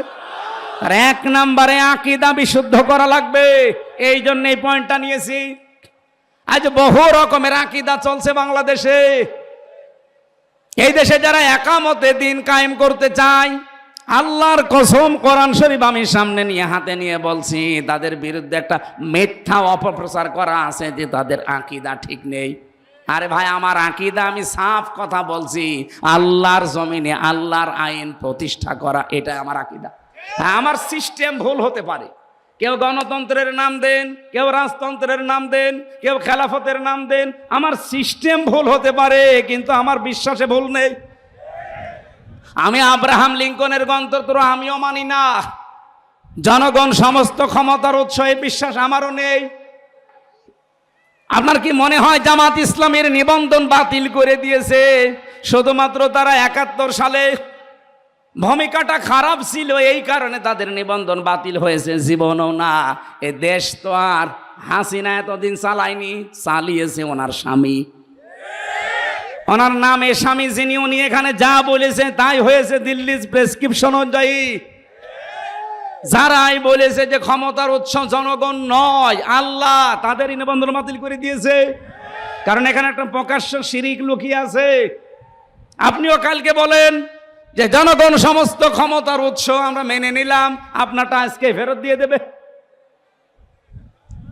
এই জন্যই তো বারবার বলছি, সংস্কার যখন আরম্ভ হয়েছে 2732 জন মানুষ যখন অন্তত জীবন দিলই, তাদের জীবনের মূল্য যদি দিতে চান, বাংলাদেশে এই মানানো সংবিধান যেটা শিরিক কুফর দিয়ে ভরপুর করা, এর যতগুলো ধারা আমি পড়েছি অধিকাংশ ধারা কোরআনের সাথে মেলে না। এই কোরআনে আল্লাহ একটা সংবিধান নামে সূরা দিয়েছেন, তার নাম ফুরকান। ফুরকান মানে সংবিধান, আধুনিক অর্থ ফুরকান মানে সংবিধান। এখানে 77টা আয়াত আছে, কয়টা? 73টা ধারা আছে। আপনি তাফসির বুঝে বুঝে পড়েন। পৃথিবীর কোন এলাকা যদি কেউ ভালো বানাতে চায়, মিনি জান্নাত তৈরি করতে চায়, এই 77টা আয়াতের 73টা ধারা ওই দেশে যদি কায়েম করে দিতে পারেন, ওই এলাকা মিনি জান্নাত হয়ে যাবে। আর আমরা ওইটাই চাচ্ছি। সংস্কার আরম্ভ হয়েছে সেই 2024-এর 5 আগস্ট থেকে শুরু করে বারবার আহ্বান জানাচ্ছি যে সংস্কার করেন, তাড়াতাড়ি করেন। কেউ বলছে না সংস্কার লাগবে না, তাড়াতাড়ি নির্বাচন দেন। নির্বাচন দিয়ে করবো কি? সংস্কার না করে নির্বাচন দিলে আগে যে দিনের ভোট রাতে হয়েছে তাই হবে। কারণ এই যে 1628 জন যারা দায়িত্বে আছে, এরা তো ওই মানুষগুলোই। এই ডিসি সেই ডিসি, এই এসপি সেই এসপি, এই টিওনো সেই টিওনো, এই ওসি সেই ওসি। হ্যাঁ, কুষ্টিয়ার ডিসি গেছে কুমিল্লায়, কুমিল্লাটা গেছে কুড়িগ্রাম, কুড়িগ্রামটা চট্টগ্রাম। এই পার্থক্য, মাল তো সব একই আছে। কি মাল এক নেই? খালি চেয়ার পাল্টিয়েছে। চেয়ার পাল্টিয়ে কি হবে? মাল পাল্টান। খালি জিনিসপত্রগুলো পাল্টিয়ে যারা এতদিন কে বৈষম্যের শিকার ছিল এই 15.5 বছর, তাদেরকে নিয়ে এসে বসান। কালকেই নির্বাচন আমরা মেনে নিচ্ছি, কোনো অসুবিধা নেই। এই জন্যই বারবার সংস্কার চাচ্ছি, যে সংস্কার যখন সব জায়গায় চলছে, সংবিধান সংস্কার করেন। এখানের ধারাগুলো ডক্টর কামালের লেখা, একটা নাস্তিক, ওর লেখা সংবিধান বাতিল করে দিয়ে কোরআনের সংবিধান। এখানে 92 জন মুসলমান, 100 জনের আমরা বাস করি। আমরা কোরআনের এই 73টা ধারার সংবিধান চাই না। আরো জোরে বলেন চাই না। কারা কারা চান কোরআনের সংবিধান? দেখি।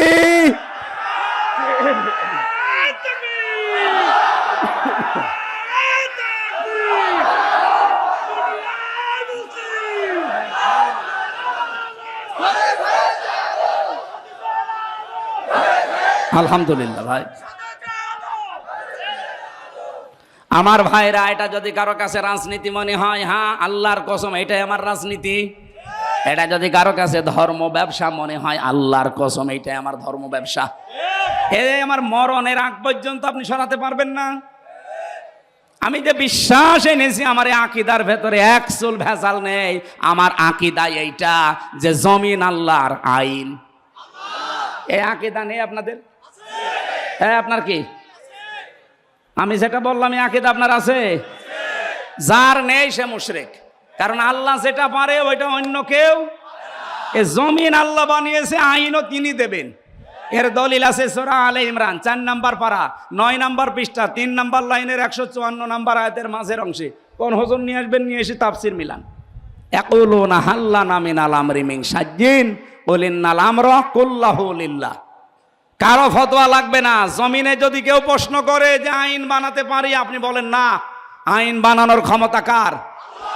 এই কথাগুলো বাংলায় বলতে গেলে আপনার কাছে রাগ হয়। আর এই আয়াত দিয়ে যে মাগরিবের নামাজ পড়ালাম, হ্যাঁ এই আয়াত দিয়ে মাগরিবের নামাজ পড়ালাম, কিছুই বলে নাই। যখন বাংলা বলছি বোঝা,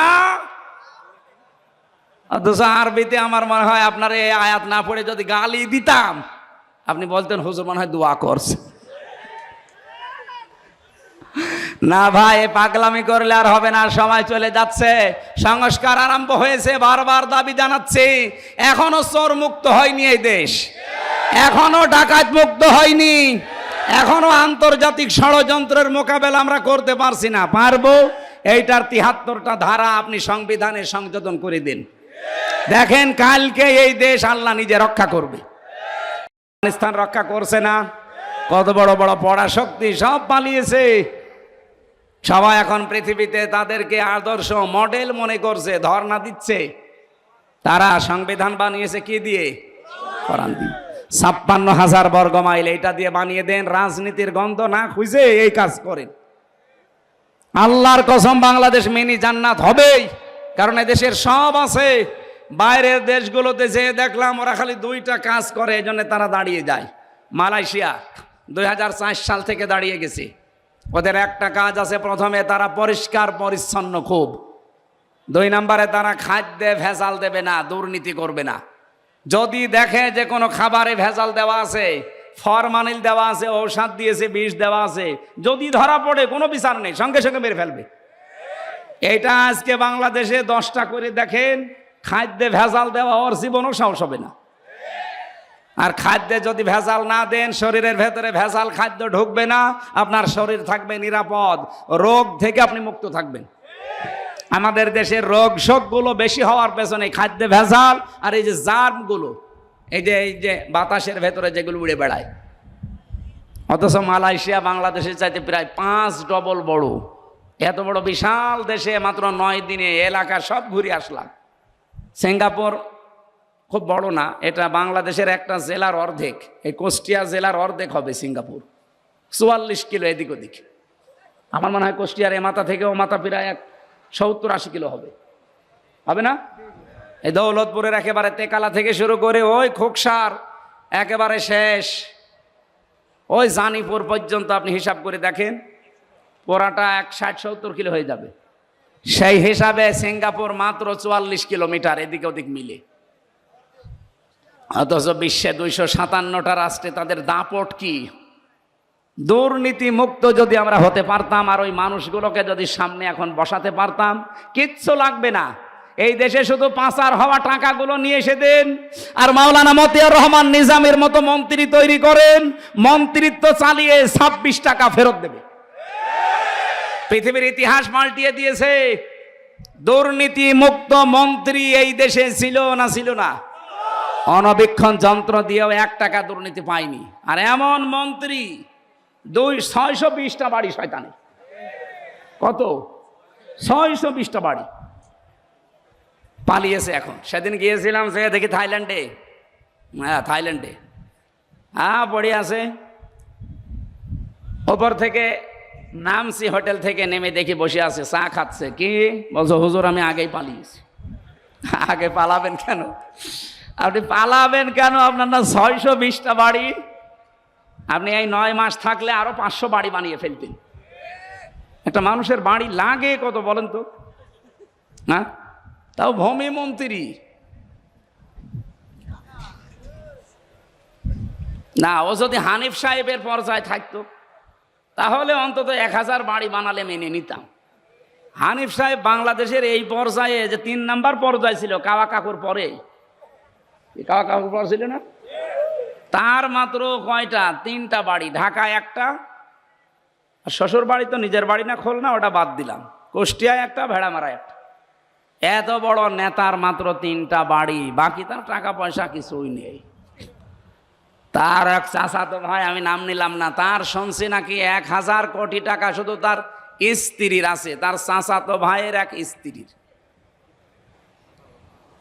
আমি সেদিন একটা জরিপ পেয়েছিলাম, বাংলাদেশের এই টাকাগুলো যদি পাচার না হতো, বাংলাদেশে 4 বার বাজেট দেওয়ার পরেও টাকা বেঁচে থাকতো। আমরা 4 বছর বাংলাদেশে কিচ্ছু করা লাগতো না, শুধু বসে বসে খেতাম। অথচ এই দেশে এখন প্রায় 36 লাখ যুবক বেকার।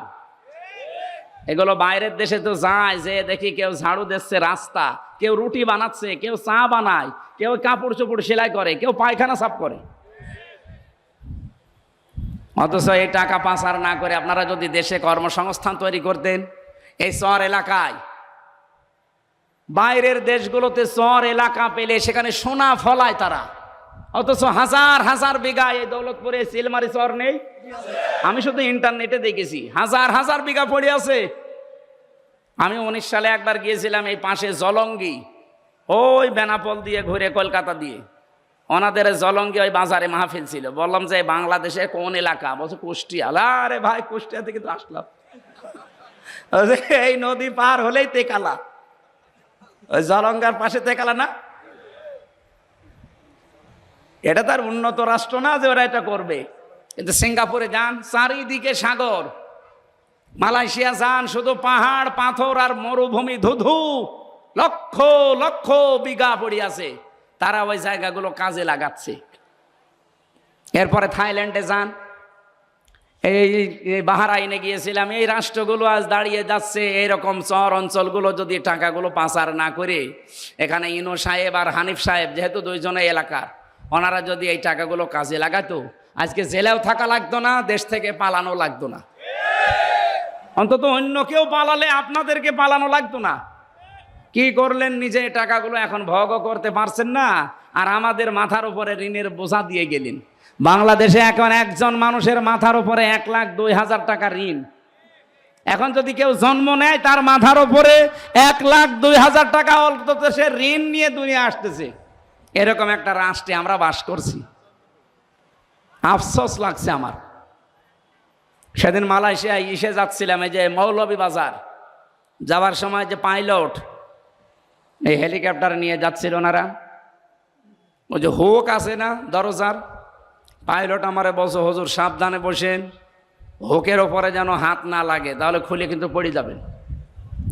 মনে মনে একটু চিন্তা আসলো, আল্লাহ, আগস্টের 5 তারিখে যে 2 জন চলে গেল, এদের জন্য একটু হুকটা খুলে যেত, আর যদি আমার সামনে পড়তো আমি একটু দোয়া করে দিতাম। এ পাশের উপর না ৭৬,০০০ কোটি টাকা শুধু একজন এখান থেকে নিয়েছে। এখনো পর্যন্ত দেখি অনেকে জালেমের সাফাই গায়। আপনি মানুষ, জালেম তো সাধারণ জিনিস না, জালেম হচ্ছে আল্লাহর মামলার আসামি। আর সবচাইতে বড় জুলুম পৃথিবীতে আল্লাহর আইন বাদ দিয়ে অন্যের আইন প্রতিষ্ঠা করা, আর আমরা সেইটারই বিরুদ্ধে। এই কথা বলে না কেন? এই জন্য আপনারা আমাদেরকে টার্গেট মনে করেন। আরে ভাই, আপনার টার্গেট তো আমি হওয়ার কথা না, আপনার টার্গেট কে? আল্লাহ। আমি আল্লাহর ওই কথাই তো বলছি, আল্লাহর জমিনে আল্লাহর আইন মরণের আগ পর্যন্ত চাবো। ওয়াবুদ রব্বাকা হাত্তা ইয়াতিয়াকাল ইয়াকিন। ওই পর্যন্ত তোমরা আল্লাহর ইবাদত করতে থাকো যতদিন ইয়াকিন না আসে। ইয়াকিন মানে মরণ, মরণ, মৃত্যু যতদিন না আসে ততদিন তোমাদের ইবাদত চলবে। আর আল্লাহর জমিনে আল্লাহর দিন প্রতিষ্ঠা, এটা আমরা ইবাদত মনে করি। এটা সব ইবাদতের বড় ইবাদত মনে করি অন্তত আমি। এই কথা বলেন না কেন? এই জন্য একটা জায়গায় মত পার্থক্য করা নিষেধ আমি বলেছিলাম। সেটা কোন জায়গায়? কোরআনের কাছে আসতে। আর এক জায়গায় আছে আনাকিমুদ্দিন ওয়ালা তাতাফাররাকু ফি। দিন কায়েমের কথা বললে কোনো ফতোয়াবাজি করবা না, কোনো মত পার্থক্য করা যাবে না। এ নির্দেশ কার? কোরআনের ভেতরে এই 2 জায়গায় মত পার্থক্য করা নিষেধ, হারাম। দলাদলি করা, আর বাংলাদেশ সহ বিশ্বের মুসলমানদের এখন এই 2 জায়গায় দলাদলি বেশি। অন্তত আমরা না করি, যে করে না বুঝে করুক, আমরা করব আজকে থেকে।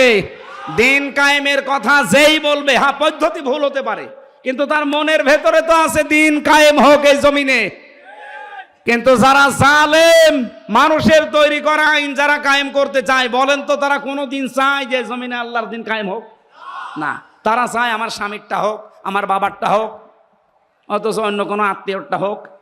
কিন্তু আমারও তো আত্মীয় স্বজন আছে। আমি জীবনেও কি চাইবো যে আমার বাবার আইন এদেশে হোক? বলেন বলেন। এই জন্য আকীদা আমাদের সাফ যদি হয়, তাহলে ইসলামে আমি প্রবেশ করেছি, এটা প্রমাণিত। আমার আকীদা ঠিক নেই, এরকম হাজারো আকীদার যে শব্দগুলো আছে পাল্টান। আমি আবার বলছি ভাই, আল্লাহ যেটা পারে ওইটা অন্য কেউ পারে না। মেয়েদের ভেতরে আকীদার সমস্যা আছে। ওরা একটু রোগ শোক হলেই ছুটে যায় বিভিন্ন পীরের কাছে, বাবার কাছে, মাজারে, কবরে। পৃথিবীর কোন মানুষ, কোন পীর, কোন মাজার রোগ ভালো করতে বলেন? আমাদের জাতির পিতা হযরত ইব্রাহিম আলাইহিস সালাম, তিনি আল্লাহর কাছে বলতেন, ওয়াইদা মারিদতু ফাহুয়া ইয়াশফিন। আমি যখন অসুস্থ হই, রোগাক্রান্ত হই, আমাকে সুস্থতা দেয় কে? আমরা যার সন্তান, তার মতো বিশ্বাস তৈরি করা লাগবে।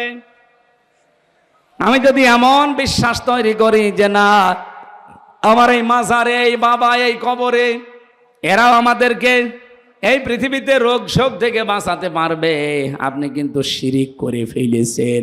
আর শিরিক করলে আপনি আর মুসলমান নেই, আপনি মুশরিক হয়ে গেছেন। হে মেয়েরা যারা এসেছেন, সম্মানিত মা বোনেরা, বেশি আমল করা লাগে না, শুধু আকীদাটা যদি পরিষ্কার থাকে, অল্প আমল করলেই মহান আল্লাহ আপনার জন্য জান্নাতের দরজা খুলে রাখবে। এজন্য কোরআনে কারিমের নির্দেশ হচ্ছে আল্লাযী খালাকাল মাউতা ওয়াল হায়াতা লিয়াবলুয়াকুম আইয়ুকুম আহসানু আমালা। আমি আল্লাহ তোমাদের মউত আর হায়াত সৃষ্টি করে দুনিয়ায় পাঠিয়ে দিলাম, আমি দেখতে চাই তোমাদের ভেতরে কে ভালো কাজ করে আসতে পারো। আল্লাহ কি বেশি কাজ চান না ভালো কাজ? বলেন বলেন। এই জন্য কাজটা যেন ভালো হয়, আপনি কম করেন।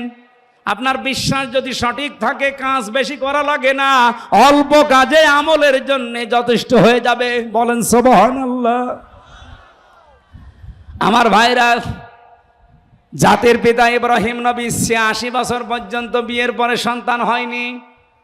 একটা বারের জন্য কোনোদিন কোনো মাজারে, কোনো কবরে, কোনো বাবার কাছে তিনি দৌড়িয়ে যাননি। ৮৬ বছর বয়স পর্যন্ত অপেক্ষা করেছিলেন। আর প্রতিদিন তার দোয়া ছিল রব্বি হাবলি মিনাস সলিহিন। বলেন আল্লাহু আকবার। আর আমরা সেই বাবার সেই পিতার সন্তান দাবি করে কোন কারণে, কোন দুঃখে এই গোলাপ সার মাজারে যাবেন? বলেন, আপনি কি এমন বাবার সন্তান যে বাবা জীবনে কোনোদিন শিরিক করেনি? শিরিকের কিছু সামনে আসলেই সঙ্গে সঙ্গে মুখ ফিরিয়ে বলতেন ওমা আনা মিনাল মুশরিকিন, আমি কিন্তু মুশরিক না। আর সেই বাবার সন্তান দাবি করে আমরা শিরিকের ভেতরে গা ভাসিয়ে দেই। আমাদের বাবা ইব্রাহিম কত সতর্ক ছিলেন তিনি শিরিকের ব্যাপারে। প্রথমে তারকা দেখে বলেছিলেন এটা আমার মনে হয় খোদা হবে, রব হবে। ফালাম্মা জান্না আলাইহিল লাইলু রাহা কাওকাবা, একটা একটা করে চন্দ্র দেখলেন, সূর্য দেখলেন, শেষে বললেন এটা হাজা আকবার, হাজা রব্বি, এটা আমার বড় রব।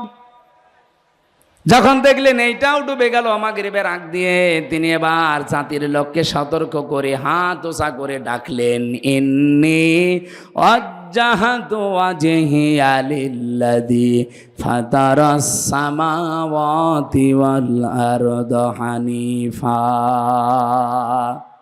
অবশ্যই আমার এই চেহারা আমি ঘুরিয়ে দিলাম। আসমান আর জমিন যিনি উদ্ভাবক, যিনি এগুলো বানিয়েছেন বিনা আকার আকৃতি মডেল ছাড়া, সে আল্লাহর দিকে আমার চেহারা আমি ঘুরিয়ে দিলাম, একনিষ্ঠভাবে আমি ঘুরিয়ে দিলাম হানিফা। ওমা আনা মিনাল মুশরিকিন, আমি কিন্তু মুশরিক না। কুষ্টিয়াবাসী আর যাই করেন, নিজের জীবনের এই আকীদাটা ঠিক করেন, শিরিক মুক্ত জীবন গঠন করেন। আমল বেশি করার জন্য আহ্বান জানাচ্ছি না, অল্প কাজ করেন, অল্প আমল করেন, এইটা জান্নাতে যাওয়ার জন্য যথেষ্ট হবে। আখলিস দীনাকা ইয়াকফিকাল আমালুল কলিল। তোমার নিজের আমল, বিশেষ করে আকীদাটা ঠিক করো, অল্প কাজেই অল্প আমলেই নাজাতের জন্য যথেষ্ট হয়ে যাবে।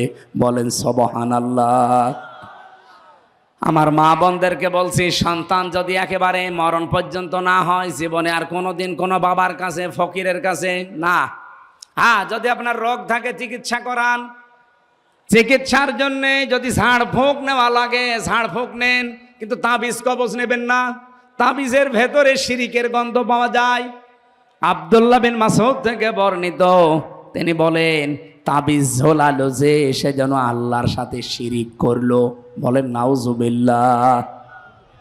আমার বাস্তব জীবনের একটা কাহিনী শিক্ষার জন্য মাঝে মাঝে আপনাদের শোনাই। বগুড়াতে এক মাহফিলে খাবার খাচ্ছিলাম, একটা লোক এসে বলছে হুজুর এই আপেলটা পড়িয়ে দিন, ছেলে মেয়ে হয় না। আমি সূরা ফাতিহা পড়ে ফু দেব, আমার কানের কাছে মুখ নিয়ে বলছে হুজুর এমন ভাবে আপেল পড়বেন যেন ছেলে হয়। মনে হচ্ছে ছেলে আমি তৈরি করি। আপেল দিলাম ফেলে, আচ্ছা আপেল কই, ফেলে দিস কেন? আরে ভাই আপেল পড়ে যদি ছেলে হয় তা আমার ম্যাডামের 3টে মেয়ে হইতো না? খালি আপেল খাওয়াতাম। কি বিশ্বাস দেখিছে, মনে কর যে আমি হামজারে দিয়ে আপেল পড়ালে এতদিন মেয়ে হয়েছে, এখন মনে হয় ছেলে হবে, ছেলেকে আমি ডাউনলোড করে দেব। আকীদা সাফ করা লাগবে। কোনো কিছু এই পৃথিবীতে আমার আল্লাহর হুকুম ছাড়া যেহেতু হয় না, আর আল্লাহ যেটা পারে ওইটা অন্য কেউ পারে না। সন্তান দিতে পারে কে? অন্য কেউ পারে? আরো জোরে বলেন পারে। রোগ ভালো করতে পারে কে? হ্যাঁ, ডাক্তারে পারে, পারে, এটা ঔষধ, এটা ওসিলা। কিন্তু সামাম দুনিয়ার সব ডাক্তার আপনি যদি গলিয়ে খাওয়িয়ে দেন, জীবনও ভালো হবে না যদি আল্লাহর অনুমতি না থাকে। এই জন্য আবার বলছি, হাত জোড় করে বলছি, হাতে পায়ে ধরে বলছি, কুষ্টিয়ার মানুষকে এমনি ভালোবাসি বেশি। আমি চাই না আমরা জাহান্নামে চলে যাই। খালি শিরিক মুক্ত জীবন তৈরি করেন, আকীদাটা সাফ করেন, পরিষ্কার করেন, আপনাকে জান্নাতে কেউ বাধা দেবে না। আমি সারা দেশে কোরআনের কথা বলে বেড়াই, আর আমার নিজের জেলার লোক যদি শিরিক করে, এই গোলাপ সার মাজারে যে আরো একটা কি সার মাজার আছে না, ঘোড়া গরু ভেড়া ছাগল সব মরে আল্লাহর ওলি হয়ে যাচ্ছে, আমি কি করছি? কিসের ঘোড়া শাহ, কিসের হরিণ শাহ, সব বানানো। কবর খুঁড়ে দেখবেন কোনো আল্লাহর ওলি নেই, ওই ঘোড়া মরে গেছে বানিয়ে ঘোড়া শাহ বানিয়ে দিয়েছে। কোন ঘোড়া শাহ, কোন গোলাপ শাহ, কোন লালন শাহ, কোন শাহর কবরে যাওয়ার দরকার নেই। যদি কিছু লাগে তাহাজ্জুদের নামাজে বড় করে সেজদা দিয়ে চোখের পানি ফেলে আল্লাহকে বলেন। হ্যাঁ, কথা বলেন না কেন? অনেকে রাসূলুল্লাহর মহব্বতে অনেকে শিরিক করে ফেলে, বিশ্ব নবী তুলতে তুলতে আল্লাহর উপরে তুলে ফেলে। আমি মদিনা শরীফে শুধু হাত তুলেছিলাম নবীর রওজার পাশে, এভাবে আমি মোনাজাতটা এভাবে করতে করতে এভাবে হয়ে গেছে। আমি তো মানে আবেগে আছি। হঠাৎ পুলিশ যেখানে ছিল দাঁড়িয়ে আমার হাতের ওপরে লাঠি দিয়ে দিয়েছে, আস্তে করে মৃদু বাড়ি। হাত খুলে চোখ খুলে দেখছি পুলিশ। কি ভাই? ওনারা জিজ্ঞাসা করলাম ওনার ভাষা দিয়ে আরবিতে, বেমা মুশকিলা। আমারে বলছে মুশকিল তো আছেই। কি মুশকিল, সমস্যা কি? ওর ভাষা দিয়ে আমারে বলছে, কেন আপনি এখানে চান? আপনার যদি কিছু লাগে তে নবীজির কাছে চাবেন কেন? আপনি তো চাবেন নবীজির মালিক যিনি। আপনার কিছু লাগলে আপনি যান, কাবা শরীফের দিকে মুখ করেন, আল্লাহর কাছে বলেন। একটা পুলিশ আকীদা কি সাফ দেখেছেন? আর সেদিন নাটোর থেকে আসছিলাম, পুলিশ আমার গাড়ি থামিয়ে বলছে, হুজুর দাঁড়ান। কি? গাড়ির সামনে যেমন নাম লেখা আছে, দেখে গাড়ি দাঁড় করিয়েছে। কি কি হয়েছে? আমার অনেক কাগজপত্র দেখবে না। জামার বোতাম খুলে বলছে, হুজুর ফু দিয়ে দেন। কেন? বলছে ডিউটি করছিলাম, হঠাৎ দেখলাম তাল গাছের ভেতরে কি যেন নড়ি উঠেছে। তাল গাছের ভেতরে কি নড়ে উঠে ও ভয় পায়। ভয় তো এমনি পায়নি, কারণ আছে। কি কারণ বলবো?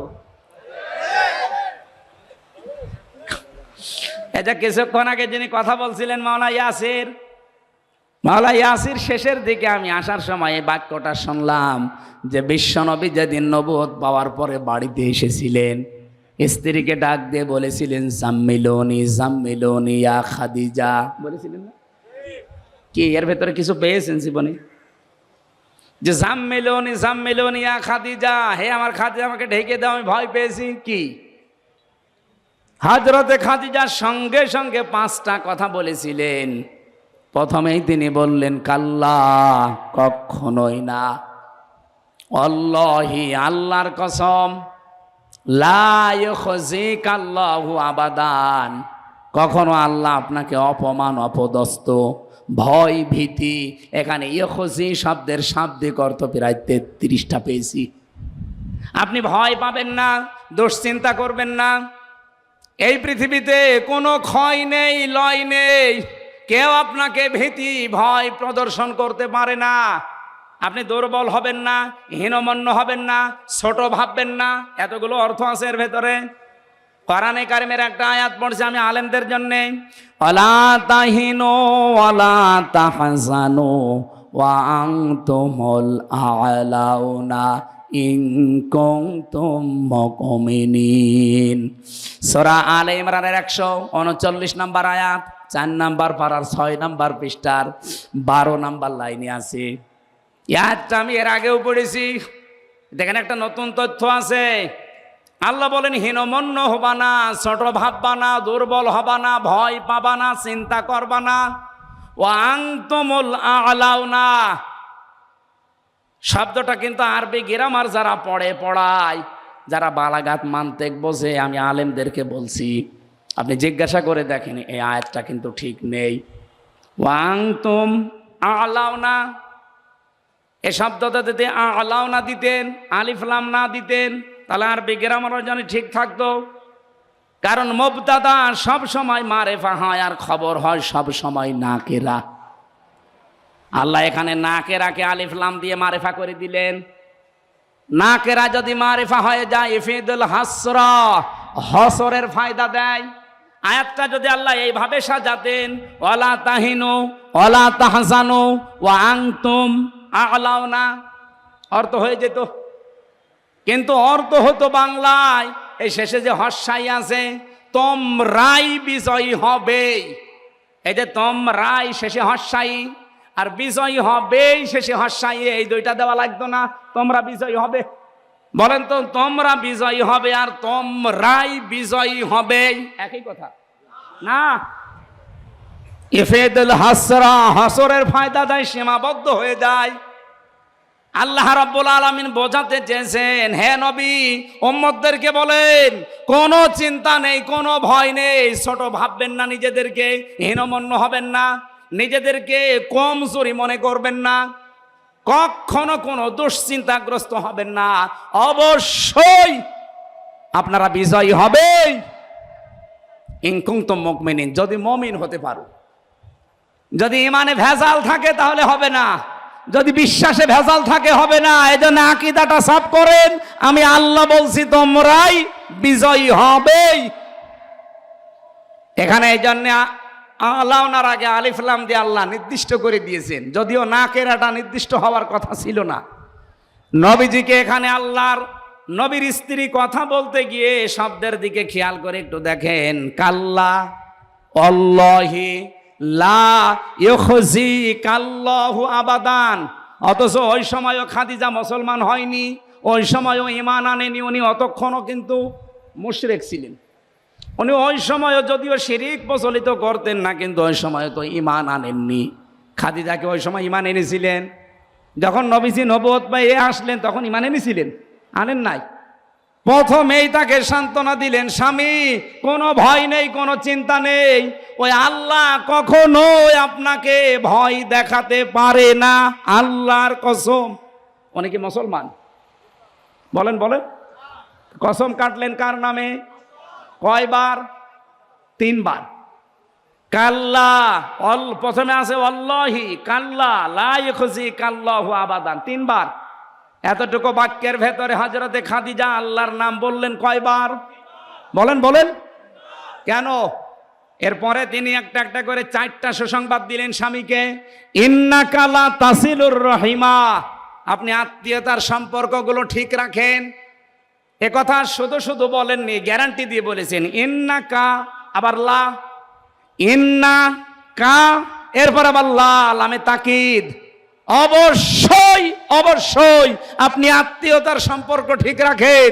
সুতরাং পৃথিবীতে যারা রক্তের সম্পর্ক ঠিক রাখে তাদের কেউ ভয় দেখাতে পারে না। আপনি ভয় পান কিসের? ওই পুলিশ মনে হয় ওর আত্মীয় স্বজনের হক মেরে খেয়েছে, আত্মীয়তার সম্পর্ক রক্তের সম্পর্ক ঠিক রাখে নাই, এই জন্য তাল গাছের ভেতরে কি নড়ে উঠেছে, ওর ভয় লেগেছে। আপনি ট্রাকের চাকা বাস্ট হলেও ভয় পাবেন যদি রক্তের সম্পর্কগুলো আপনি ঠিক রাখতে না পারেন। আমি কথা বোঝাতে পেরেছি আশা করছি। এই জন্য আজকে থেকে আমাদের রক্তের সম্পর্ক যার সাথে আছে, আত্মীয় যদি দুর্বল হয়, গরিব হয়, সম্পর্ক ছিন্ন করা যাবে? বলেন বলেন, যাবে? বহু মানুষ আজ আমরা ছিন্ন করছি কাদের কারণে? স্ত্রীর কারণে। বহু স্বামী এখানে বসে আছে, দেখতে ভালো মানুষ মনে হলে কি হবে? নিজের স্ত্রীর কারণে নিজের আপন বোনের সাথে সম্পর্ক ভালো না। এই কথা বলছে না কেন? সম্মানিত মা বোনেরা, শুধু নামাজ পড়ে রোজা রেখে কালো বোরকা পরে জীবনও জান্নাতে যেতে পারবেন না। আপনার স্বামীর যদি আপনি চান যে বেশি দিন বেঁচে থাক আমার স্বামী, তার সম্পদ তার সম্মান আরো বেড়ে যাক, আপনি সব সময় চিন্তা করবেন স্বামীকে দিয়ে যে তুমি যা করো করো, কিন্তু সম্পর্কগুলো ঠিক রাখো রক্তের। কিন্তু আজ 100টার 98টা পরিবারে আমরা স্ত্রীর কারণে আর শাশুড়ির কারণে আমার নিজের বোনের সাথে ভাইয়ের সাথে সম্পর্ক রাখতে পারি না। এরকম মানুষ আছেন কারা? হাত তোলেন তো। এই 200, ঠিক আছে, আছে আছে। সম্মানিত মা বোনেরা, না আপনারা কুষ্টিয়ার মেয়ে, বাইরের জেলা থেকে এসেছেন যারা, তারাই মনে হয় এগুলো করছে। আবার তো বলছে হ্যাঁ ঠিক, কুষ্টিয়ার মেয়েরা তো এত ছোট মনের না। সম্মানিত মা বোনেরা, আমি অন্য জেলার কথা বাদ দিলাম, পাশেই মনে হয় পাবনা, পাবনা, রাজশাহী, এদিকে মেহেরপুর, চুয়াডাঙ্গা, রাজবাড়ি। চুয়াডাঙ্গায় নেই, ওটার বাড়ি চুয়াডাঙ্গায়। কুষ্টিয়ার মেয়েরা যারা এসেছেন, আপনাদের হাতে পায়ে ধরে বলছি, মা, মেয়ে, বোন, ফুফু যাই বলেন, বাইরের জেলায় যান, নিজের জেলায় থাকেন, স্বামীকে সব সময় উদ্বুদ্ধ করবেন যে তুমি যদি বেশি দিন বেঁচে থাকতে চাও আর সম্পদ আর সম্মান দুনিয়ায় কামাতে চাও, সম্পর্কগুলো ঠিক রাখো রক্তের। আমার কথা শুনে তুমি কিছু করতে যাবা না, এরকম মহিলা আমরা তৈরি করতে চাই না। সম্মানিত মা বোনদেরকে আল্লাহ এরকম উদার মনের হওয়ার তৌফিক দিন। তাহলে এই মেয়েরা বাইরের জেলায় গেলে, বাইরের কোনো জায়গায় স্বামীর বাড়িতে গেলে জেলার সুনাম হবে যে না, বিয়ে করতে চাইলে কুষ্টিয়ায় করব। আমাদের কপাল ভালো কি খারাপ আমরা জানি না, বাইরের জেলায় বিয়ে করে এখন ভালো আছি, এটা তার মাইকে বলা যাচ্ছে না, ভালো আছি আলহামদুলিল্লাহ। মেয়েদেরকে বলছি, সম্মানিত মা বোনেরা, মন উদার করবেন। আজ হাজারো স্বামী আমরা মানসিক রোগী হয়ে গেছি আপনাদের ছোট মনের কারণে। এরকম রোগী স্বামী আছেন কারা? হাত তোলেন। এই ক্যামেরা ওইদিকে মারো, তোলেন, কোনো ভয় নাই, তোলেন। ক্যামেরা আমার দিকে মারা, তোলেন আপনি। কুষ্টিয়া জেলা ভালো, আগেও জানতাম, যে এত ভালো তা তো জানতাম না, আলহামদুলিল্লাহ। যাক, এবার মিডিয়ায় প্রচার হচ্ছে, আমার একটা দাম থাকবে, সারা বাংলাদেশে গেলে বউ কুচো করে বলতে পারবো আমার জেলা 1 নম্বরে আছে। এখানে কোনো মানুষ বাবা মা থেকে আলাদা হয় না, শুধু দৌলতপুরে হয়। এই না মানে পেপারে আসে কি, ফেরেশতারা দেয়। আমাদের জাতির পিতার সন্তান হযরতে ইব্রাহিমের ছেলে ইসমাইল বাবার খুশির জন্যে নিজের স্ত্রীকে তালাক পর্যন্ত দিয়েছিলেন। অথচ আজ এই যে রাজশাহীতে দেখেছেন না, 2 পুত্রবধূর সাথে শ্বশুর ঝগড়া করে টেনের নিচে মাথা দিয়েছে। তো এরকম বউ তো 14টা বাদ দেওয়া দরকার। সম্মানিত মা বোনেরা, বেশি বলে ফেললাম, আপনারা মন খারাপ করবেন না। আমি জেলখানায় থাকতে 3টা বছর যেহেতু বসেছিলাম এক ঘরে, কষ্ট করে করে কয়েকটা বই মেয়েদের উপরে লিখেছিলাম, পারিবারিক জীবনে যে অশান্তি আর এর মেটানোর পদ্ধতিগুলো কি কি। এটা এই গাড়িতে কয়েক পিস আছে, মেয়েদেরকে নিয়ে উপহার দেবেন। নিজের মেয়ে বিয়ে হয়নি এখনো, তারে পড়াবেন। স্বামীর বাড়ি যাওয়ার আগে এটা পড়, 120 পৃষ্ঠা লিখেছি। এরপরে নিজের বউকে পড়াবেন, নিজের ফুফুকে দেবেন, নিজের মাকে পড়াবেন। ওই যে গাড়ি আছে সাদা গাড়ি, যাওয়ার সময় ওটা নিয়ে যেয়ে ওদেরকে দেবেন। আর শিক্ষিত মানুষ যারা আছেন, বিশেষ করে 8, 9, 10, এরপরে ইন্টার, ডিগ্রি যারা অনার্স মাস্টার্স করা, তাদের সৃষ্টি নিয়ে একটা বই লিখেছি, ওইটা নিয়ে যাবেন শিক্ষিত মানুষরা। আরে ভাই, বই মানুষকে ঠকায় না, এগুলো পড়েন, আপনার জ্ঞান আরো বাড়বে, আল্লাহর কাছে আপনি সেজদা দিতে বাধ্য হবেন। আমি যে কথা বলছিলাম, মানুষের ভেতরে ভীতি সৃষ্টি হওয়ার পেছনে কারণ মানুষের এই আকীদা, এই যে পরিষ্কার না হওয়া, এবং যারা রক্তের সম্পর্কগুলো ছিন্ন করে। হযরতে খাদিজা রসুলকে এইটাই শুনিয়েছিলেন, ভয় পাবেন না, আপনি রক্তের সম্পর্ক ঠিক রাখেন, পৃথিবীর কোনো জিন, পরি, ভূত পেতনি আপনাকে ভয় দেখাতে পারে না। আপনিও ভয় পাবেন না যদি রক্তের সম্পর্ক অটুট রাখতে পারেন। আমি সহ যারা এসেছি, মা বোনদেরকে আমি সাহায্য করার জন্য বলছি, আর আমরা উদ্বুদ্ধ হচ্ছি প্রত্যেক জায়গায় আমাদের রক্তের সম্পর্ক যেন ঠিক থাকে। পারবেন না এই ওয়াজটা মনে রাখতে, আমল করতে? আল্লাহ তৌফিক দিন। 5টা বিষয় যদি থাকে ইসলামে পরিপূর্ণ আসা যায়। আকীদা সাফ, 2 নম্বরে আত্মসমর্পণ করা, এটা সূরা বাকারার 131 নম্বর আয়াতে দলিল আছে। 3 নম্বরে চরিত্র উন্নত করা, উত্তম চরিত্রের অধিকারী হওয়া। 4 নম্বরে প্রত্যেকটা কাজে ইখলাস করবেন আল্লাহর জন্য। যদি আপনি দিনের কাজ করতে গিয়ে, একামতে দিনের কাজ করতে গিয়ে কেউ বাধা দেয়, কেউ গালি দেয়, রাজাকার বলে বলুক, কারণ আমি করছি কার জন্যে? ইউজাহিদুনা ফি সাবিলিল্লাহ ওয়ালা ইয়াখাফুনা লাওমাতা লাইম। আমার তেলাওয়াতকৃত হাদিসের 6 নম্বর পয়েন্টে এটা আছে। 5 নম্বরে হচ্ছে নিজের লেনদেনগুলো ঠিক করা। এই তারাগনিয়া, এরপরে হোসেনাবাদ বাজারে বহু মানুষ বাকি খায়, বাকি হওয়ার পরে দোকানের সামনে দিয়া যায় না, অন্য রাস্তা ধরে। আপনি যতই বুজুর্গ দাবি করেন, তাহাজ্জুদ পড়েন, আপনি ইসলামে এখনো পরিপূর্ণ প্রবেশ করতে পারেননি। কারণ পরিপূর্ণ ইসলামে আসতে হলে এই 5টা বিষয় মাস্ট বি ভেতরে আনা লাগবে। আমি সহ প্রত্যেককে আল্লাহ এগুলো আমল করে দুনিয়ার জীবন ত্যাগ করার তৌফিক দিন, আমিন, আল্লাহুম্মা আমিন। লা ইলাহা ইল্লা আনতা সুবহানাক ইন্নী কুনতু মিনাজ জালিমিন। এই হাত তোলেন, মোনাজাতে হাত তোলেন আর বসে তোলেন। আমি মোনাজাত করছি, হাতটা বসে বসে তোলেন। রব্বানা যালামনা আনফুসানা ওয়া ইল্লাম তাগফির লানা ওয়া তারহামনা লানাকুনান্না মিনাল খাসিরিন। এ বিশাল আসমানের মালিক, বিস্তীর্ণ জমিনের মালিক, তোমার এত বড় বড় সৃষ্টির তুলনায় আমাদের এই হাত দুইটা বড় ছোট্ট। এই ছোট ছোট দুটি হাত কোরআন শুনতে এসে আমরা তুলে ধরেছি। জীবনে যদি তোমার কাছে কিছুই ভালো না লাগে, আজকের দৃশ্যটা দেখো। হাজার হাজার বান্দা বান্দি মাথা নিচু করে, চোখ বন্ধ করে নিজের অপরাধের কথাগুলো আমরা মনে করছি। বিশ্বনবী জানিয়েছেন, নিজের অপরাধের কথাগুলো মনে করে যারা চোখের পানি ফেলতে পারে, আল্লাহ তাদেরকে তুমি মাফ করে দাও। আমাদের কাকুতি মিনতি, আমাদের চোখের দিকে তাকাও, জীবনের অপরাধগুলো মাফ করে দাও। যত গুনাহ করিয়াছি গোপনে, মাফ করে দাও আল্লাহ তুমি নিজ গুণে। তুমি যদি মাফ না করো বান্দাকে, বলো তোমার বান্দা যাবে কার কাছে? আদর করিয়া মানুষ আল্লাহ বানাইয়া, কেমনে দিবা জাহান্নামে ফেলিয়া। রব্বুল আলামিন, রাত গভীর হয়ে গেছে, জানি আমরা রাত যত গভীর হয় পৃথিবীর মানুষের দরজাগুলো বন্ধ হয়ে যায়, কিন্তু তোমার রহমতের দরজা একটার পর একটা খুলতে থাকে। আমরা সারাটা জীবন অপরাধ করেছি, হাত তুলে কথা বলতে আমাদের ভয় করে, লজ্জা করে। আমাদের অপরাধের দিকে তাকালে হয়তো মাফ করতে ইচ্ছে করবে না। আল্লাহ তাআলা তোমার রহমতের দিকে তাকাও, জিন্দেগীর গুনাহগুলো এই মুহূর্তে মাফ করে দাও। 2 দিন ব্যাপী তাফসীর মাহফিলে সওয়াব যদি দিয়েই থাকো, কোটি কোটি গুণে বাড়িয়ে দাও।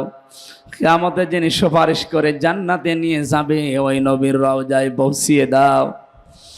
আল্লাহ তাআলা মাহফিলের আয়োজন করতে গিয়ে তোমার যে বান্দারা শ্রম দিল, হাফেজ মাওলানা ওমর ফারুক, মাহফিলের সম্মানিত সভাপতি মাওলানা শামসুল হক, হাফেজ মাওলানা আসাদুজ্জামান ভাই সহ যত মানুষ এই অনুষ্ঠানের জন্য বিভিন্নভাবে শ্রম দিয়েছে, কত স্বেচ্ছাসেবক দেখো, তারা দায়িত্ব পালন করছে লাঠি হাতে নিয়ে। এদেরকে যে মা পেটে নিয়েছে, মায়ের পেট তুমি খাদিজাতুল কুবরার মতো বানিয়ে দাও। রব্বুল আলামিন, বড় আশা নিয়ে হাত তুলেছি, আমাদের মোনাজাতটা ফেরত দিও না। পৃথিবীর এই উগ্রপন্থী হিন্দুদের থেকে তোমার ঘর মসজিদগুলোকে হেফাজত করো। ভারতের মুসলমানদের জন্য আল্লাহ তুমি হামে ও নাসির হয়ে যাও। পৃথিবীর সব জাতি অসভ্য জাতি, বর্বর জাতি, কোলাঙ্গার মানুষ যারা ইহুদিরা, অদরিবাত আলাইহিমুদ যিল্লাতু ওয়াল মাসকানা ওয়া বাউ বিগাদাবিম মিনাল্লাহ। এই শাস্তিগুলো তুমি আবার তাদের উপরে 100 ভাগ জারি করে দাও। পৃথিবীর মানচিত্র থেকে এই অবাধ্য জাতি এইদেরকে তুমি হালাক করে দাও। আমার প্রাণ প্রিয় জেলা কুষ্টিয়া, আল্লাহ তাআলা জেলার মাটির নিচে যারা ঘুমিয়ে আছে এদেরকে মাফ করে দাও। যত মানুষ এই দৌলতপুর এলাকায় বসবাস করে এদের ব্যবসা বাণিজ্যে বরকত দাও। বিশেষ করে হোসনাবাদ রব্বুল আলামিন এলাকায় যারা কাজকর্ম করছে, ব্যবসা বাণিজ্য করছে, প্রত্যেকের হালাল রুজিতে, কামাই রুজিতে বরকত দিয়ে দাও। মা বোনদেরকে তুমি খাদিজার মতো, আয়েশার মতো তৈরি করো। আল্লাহ তাআলা প্রত্যেক মেয়েদেরকে তুমি নেককার, আবেদা, সালেহা, জাহেদা বানিয়ে দাও। সারাটা জীবন আমি নিজে অপরাধী আল্লাহ, কিন্তু আমার বিশ্বাস অনেক ভালো ভালো মানুষ এখানে আমার সাথে হাত তুলেছে। তাদের হাতের দিকে তাকিয়ে হলে আমাদের সবার মোনাজাতটা আজকে তুমি মঞ্জুর করো আল্লাহ। এই মাদ্রাসাটা তো কিয়ামত পর্যন্ত তুমি এখানে কায়েম করে রাখো। যত প্রয়োজন আছে মাদ্রাসার আল্লাহ তুমি মিটিয়ে দাও। বান্দা বান্দিদের দিল মন এদিকে তুমি ঝুঁকিয়ে দাও। ইসলামে প্রবেশ করার জন্য যে 5টি শর্ত পেয়েছি পরিপূর্ণভাবে মেনে চলার সুযোগ আমাদের দান করো আল্লাহ। মিডিয়ার যে ভাইগুলো কোরআনে কারিম প্রচার করে এদের ব্যবসা বাণিজ্যে বরকত দাও, এদের হালাল রুজিতে বরকত দাও, এদের যাওয়া আসা তুমি আসান করে দাও। আমার এই জেলা, প্রাণ প্রিয় জেলা কুষ্টিয়ার ওপরে তোমার খাস রহমত নাজিল করো আল্লাহ। বারাকাল্লাহু লানা ওয়া লাকুম ফিল কোরআনিল আযীম। শেষ কথা, সর্বশেষ কথা বাক্য এইটাই বলতে চাই আল্লাহ, বাংলাদেশের 56,000 বর্গ মাইলে তোমার কোরআন জারি করে দাও। মরণ আসলে যেন বলতে পারি লা ইলাহা ইল্লাল্লাহ মুহাম্মাদুর রাসূলুল্লাহ। আসসালামু আলাইকুম।